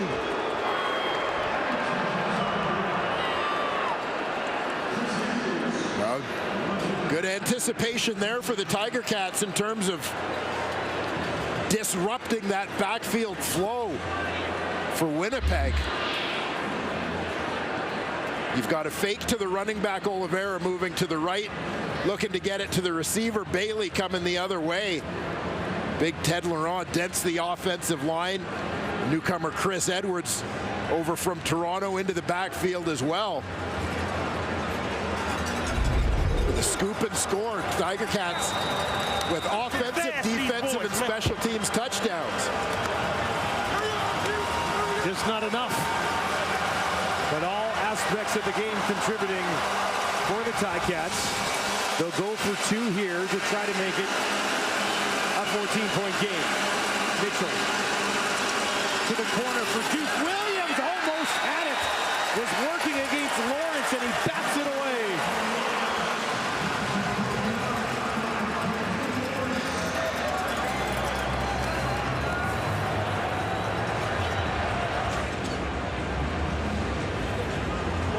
The lead remains 16 for Winnipeg with 9.5 minutes on the clock. Here's another look at that last breakdown. Laurent just comes barreling in. Rasheed Bailey right here tried to get a piece of Edwards, but after that it was good night, see you later, and Edwards all the way home. Yeah, you can see Edwards kind of took a quick peek around as Bailey got to him to see if he had a pitch man if needed. But he manages to fight through, but the penetration from big Ted Laurent bursting into that backfield.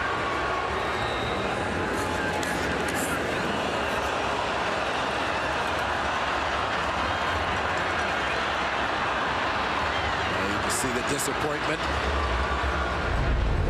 from Zach. No matter how many things have gone well, he's not happy with the most recent play. Was lacking in execution there, that one moment. Ticats able to take advantage of it as they just hang around a little bit. Grant finding some space. That ball pops up. The Ticats have it again. Are you kidding me? This one down to the 10, the 5, and stopped just short. Touchdown saving tackle from Augustine. But the Ticats are right back in business. 3 phases to the game. The Ticats special teams got it started with a blocked punt for a touchdown.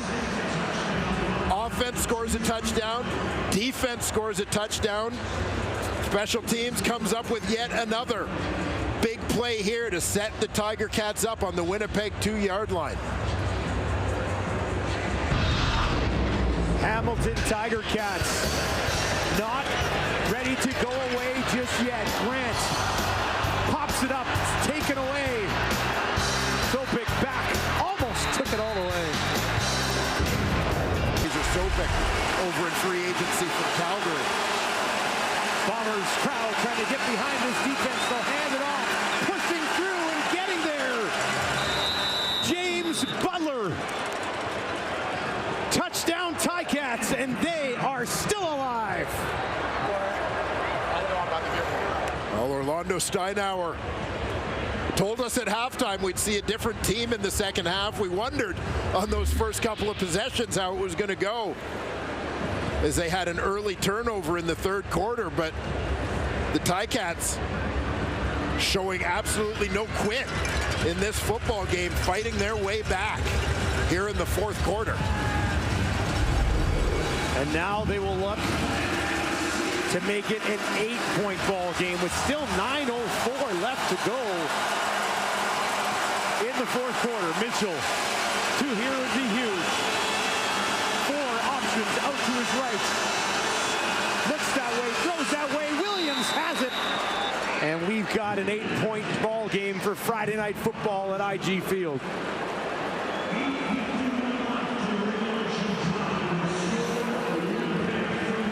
This is what Friday Night Football is all about. You got to give the Ticats a ton of credit here, giving us a show, obviously, but here's how they got back into this football game, a game they were trailing 29-4 at halftime.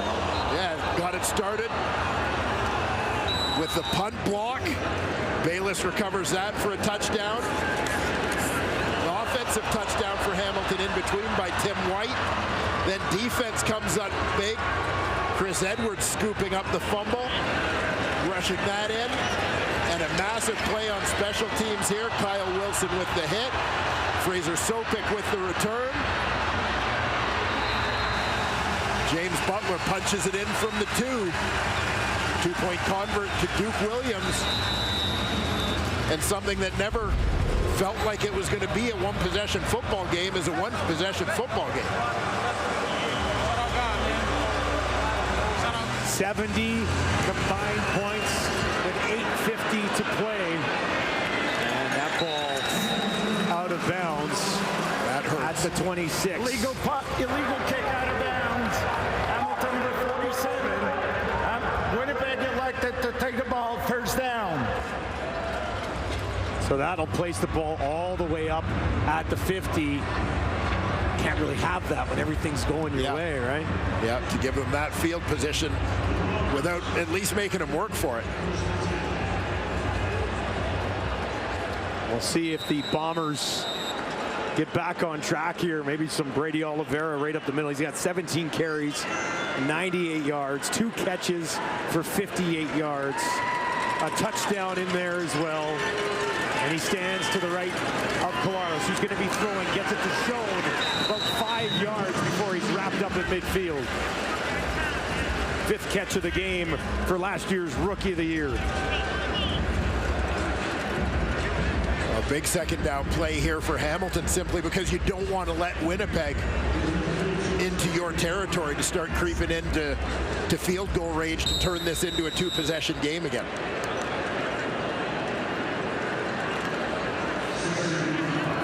Washington barking out instructions from that Ticat sideline. 2nd and 5, smack dab at midfield. Collaros goes that way, and it looks like it's going to be marked a yard shy of what they need. Rasheed Bailey says I was there, but he's not going to win that discussion. That's going to be Drew Brown out with the short yardage unit this time.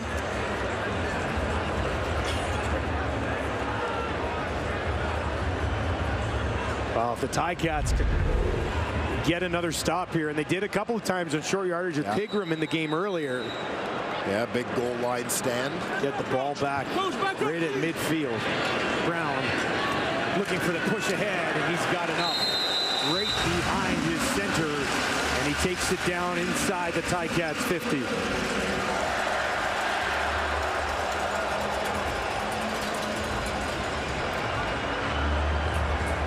It's ticking down to 7 minutes left here. You wonder if Winnipeg looks to slow things down a little bit. You know, it's not necessarily sort of shut it down time or victory formation by any stretch. But I think with Hamilton gaining some momentum, just to slow the pace of the game down a little bit and keep Bo Levi Mitchell and company standing on the sidelines for a few minutes. 1st and 10 from the Ticat 49. Collaros near side. It's Bailey. Gang tackled at the 50. Back to the line of scrimmage and maybe a yard beyond for Rasheed Bailey. Tiger Cats swarming aggressively there as Winnipeg looks to kind of go high percentage, low risk in the passing game. The hitch out to Bailey that time. So 2nd and 9, maybe the Ticats' best opportunity. Try to get their defense off the field here. Oliveira stands to the left of Collaros. Pressure coming. Collaros steps up. Now he's going to take off to his left. He's got some room to run. Spins. And avoids disaster there from Carney. But it will bring up 3rd down. And it'll be about 3 or 4 yards shy of what they needed. But this is what the Tiger Cats wanted to avoid. Is this going to be Sergio Castillo and the field goal team coming on because of the field position they gave up? We'll go back to that penalty on the kickoff. Yeah. Kick going out of bounds that started Winnipeg up at the 50-yard line on this possession.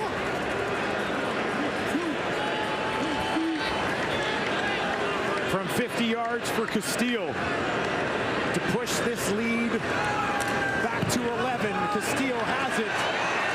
Steady as she goes, right down the middle, more than enough. Winnipeg on top, 42-31 with less than 5 to play.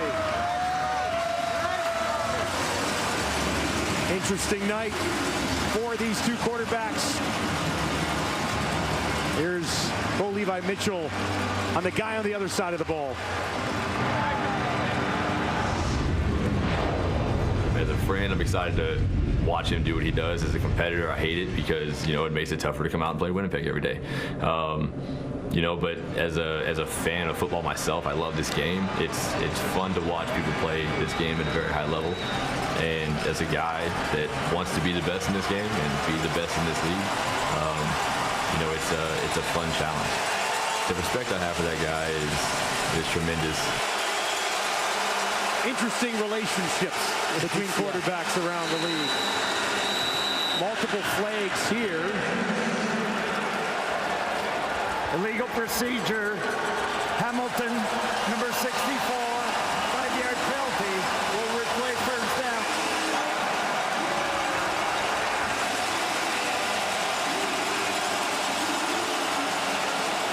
Crowd at IG Field doing their thing.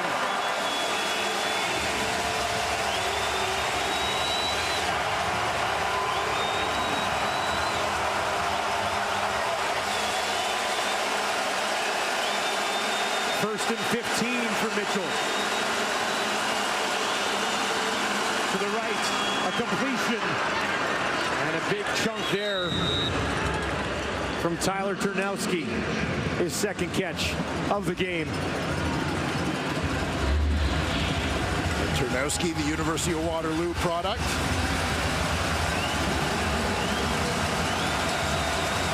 Hamilton native. 3rd year in black and gold. Big 2nd down. They'll hand it off. Nowhere to go. Butler driven back. This will depend on the spot. Ticats think he has it, and he does. Just enough for James Butler, and Hamilton's offense will stay on the field. I thought they were going to be just short on that one. A little surprised to see the sticks move, but a big 1st down. Picked up courtesy of the 2nd effort of James Butler.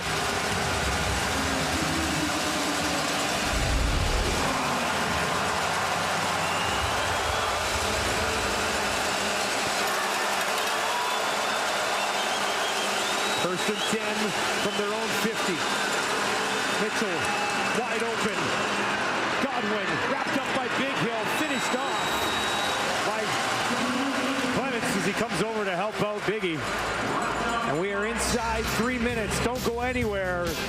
A Friday night football thriller as the Ticats trying to claw their way back. 31, that's how we got there. 27 points for the Ticats in the 2nd half of this ball game.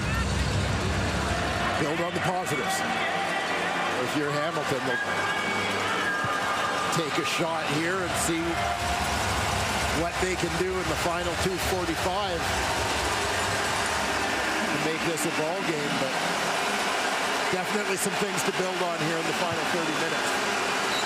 2nd and 3. And they're going to be backed up here.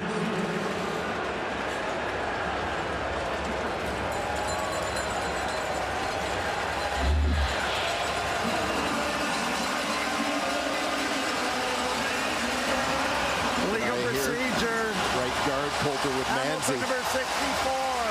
5-yard penalty. Still 2nd down. Manzi flinched on the play.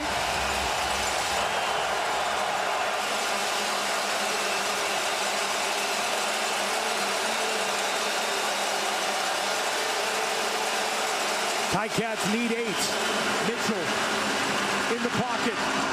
Williams taken down, multiple flags on the play, and it looks like it's going to be Alexander. He's been sort of tied up with Duke as he tried to cut in there. Yeah, Williams just working underneath on this one. Across the middle. Defensive pass interference. Winnipeg number 35. The ball will be placed where the infraction occurred. Automatic first down. Ticats do have an offensive lineman down on the turf right now. I think it's Kyle Saxelid. And he is being looked at as the ball has been now placed at the Winnipeg 45 with 2.5 to go. That is Saxelid.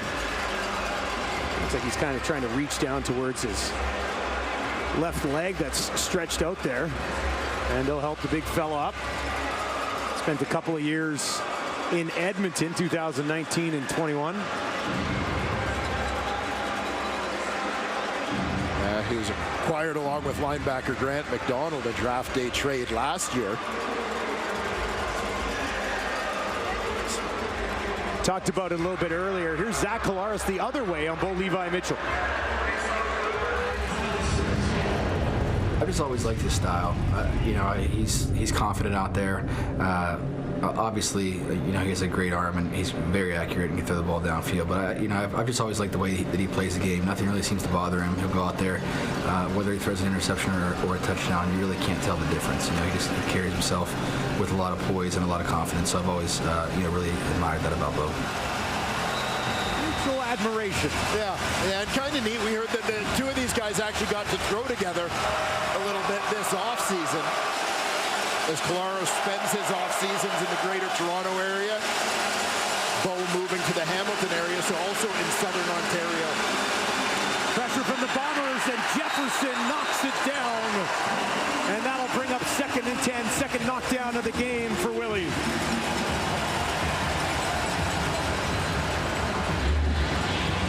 Willie Jefferson, far left of your screen, just continuing to be a force out there. D-line with the injuries. Saxelid had been in at right tackle. That was Revenberg that time. Yeah, because of the injury. Yeah. Tyrone Riley started the game in that spot, but Revenberg, a little different for him than playing guard. Tough to get out there on Jefferson. Mitchell now down the field looking for Godwin, and it's knocked away. Demario Houston's terrific night continues.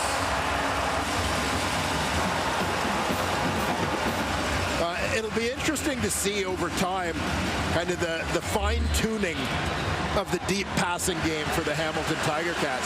As we've seen a couple times where it looked like Mitchell had receivers and either just slightly overthrew or just slightly underthrew. In this case, it's a slight underthrow that really allows Demario Houston to get there and make a play. They have brought out Seth Small to attempt a 52-yarder from the right hash. His long last year was 58. Needs this to make it an 8-point game. And a timeout was called by the Ticats. Prior to the ball being snapped, timeout was called by Hamilton.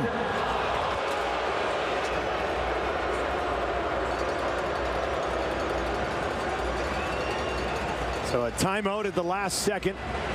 And the offense is going to trot back out here and face a 3rd and 10. Dwayne, your thoughts on this? You need a touchdown and a field goal. The order in which they come doesn't necessarily matter.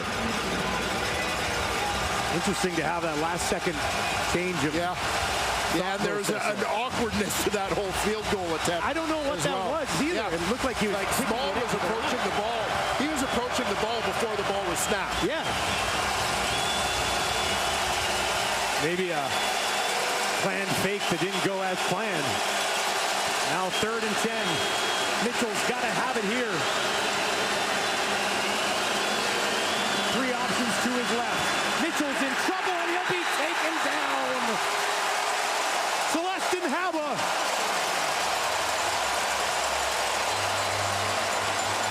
First CFL sack is a big one. A newcomer out of Texas A&M Commerce. There's number 45, Haba, off the edge. Watch him dip the shoulder, working against the veteran Joel Figueroa. Just dips the shoulders, gets underneath the hands, finds his way home.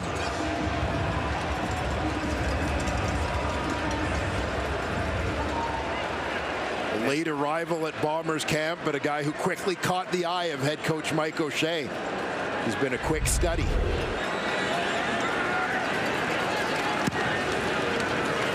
Brady Oliveira churning ahead, and that'll give him a 100-yard evening here in game 1.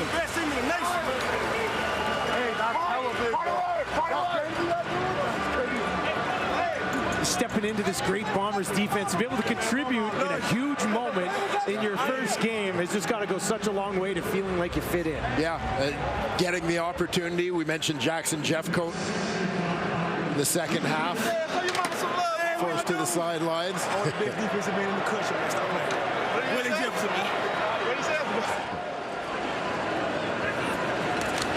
Second down, Oliveira again, and that'll be a first as he marches down inside the Ticat 50. Brady Oliveira just 2 100-yard games last year, and he's already put one up in that column here tonight. And now it's closing time for the Winnipeg Blue Bombers, which is all about Brady Oliveira and that offensive line. Imposing their will to keep that clock running. Oliveira's high last year was 118. If he keeps running the ball here, he might take a sniff around that. Go back to him again, lowers the boom and pushes through. And it's the running back that's closing it here, as Dwayne said. But here's a look at the quarterbacks tonight. Much anticipated battle. Yeah, there you see the numbers. Zach Collaros did a lot of his damage early. Yep. And this one, Bo trying to make up ground in the second half. Put up a good fight, but there's some work to be done for a Hamilton Tiger Cats team and offense that has a lot of new faces. I believe it was 188 yards and 3 touchdowns in the first quarter for Zach tonight. Oliveira tacking on a few more, and it'll be stopped just shy of a first down around the Ticat 40 with 57 seconds on the clock. So we talked earlier in making the comparison between the two quarterbacks about the fact that these two guys came into the league together in 2012. So you look, as we're here in 2023, coming into the league in 2012, you had Zach Collaros, Bo Levi Mitchell, Trevor Harris, Jeremiah Masoli, 4 of the league's 9 starting quarterbacks. All came in the same year, 11 years later. They're still at it. Very different paths for all of them, but they're all still at it. All now starters, all have made their way into the league's top 50 in career passing yardage. All 4 of them in the top 50, according to our TSN crew this year as well. Mazzoli just hoping to stay healthy. Here's Oliveira, and that's another first down right up the middle once again. And that's surpasses last year's game high for Brady Oliveira. So what a way to start the season.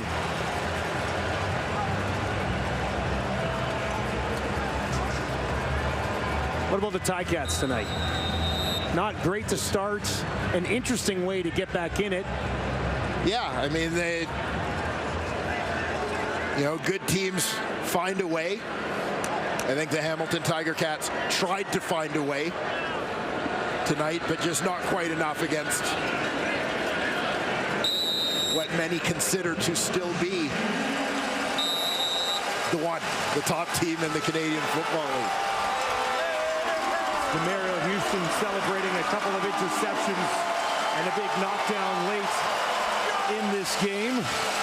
A lot of different people contributing for the Bombers, which has been the recipe for success the last 3 years. Have to be happy with where they started tonight, Bombers fans do, don't they, Dwayne? Yeah, great way to start the season for the Winnipeg Blue Bombers, winning in very convincing fashion. Strong start, strong close when they needed to here at the end as well with Brady Oliveira in the running game. I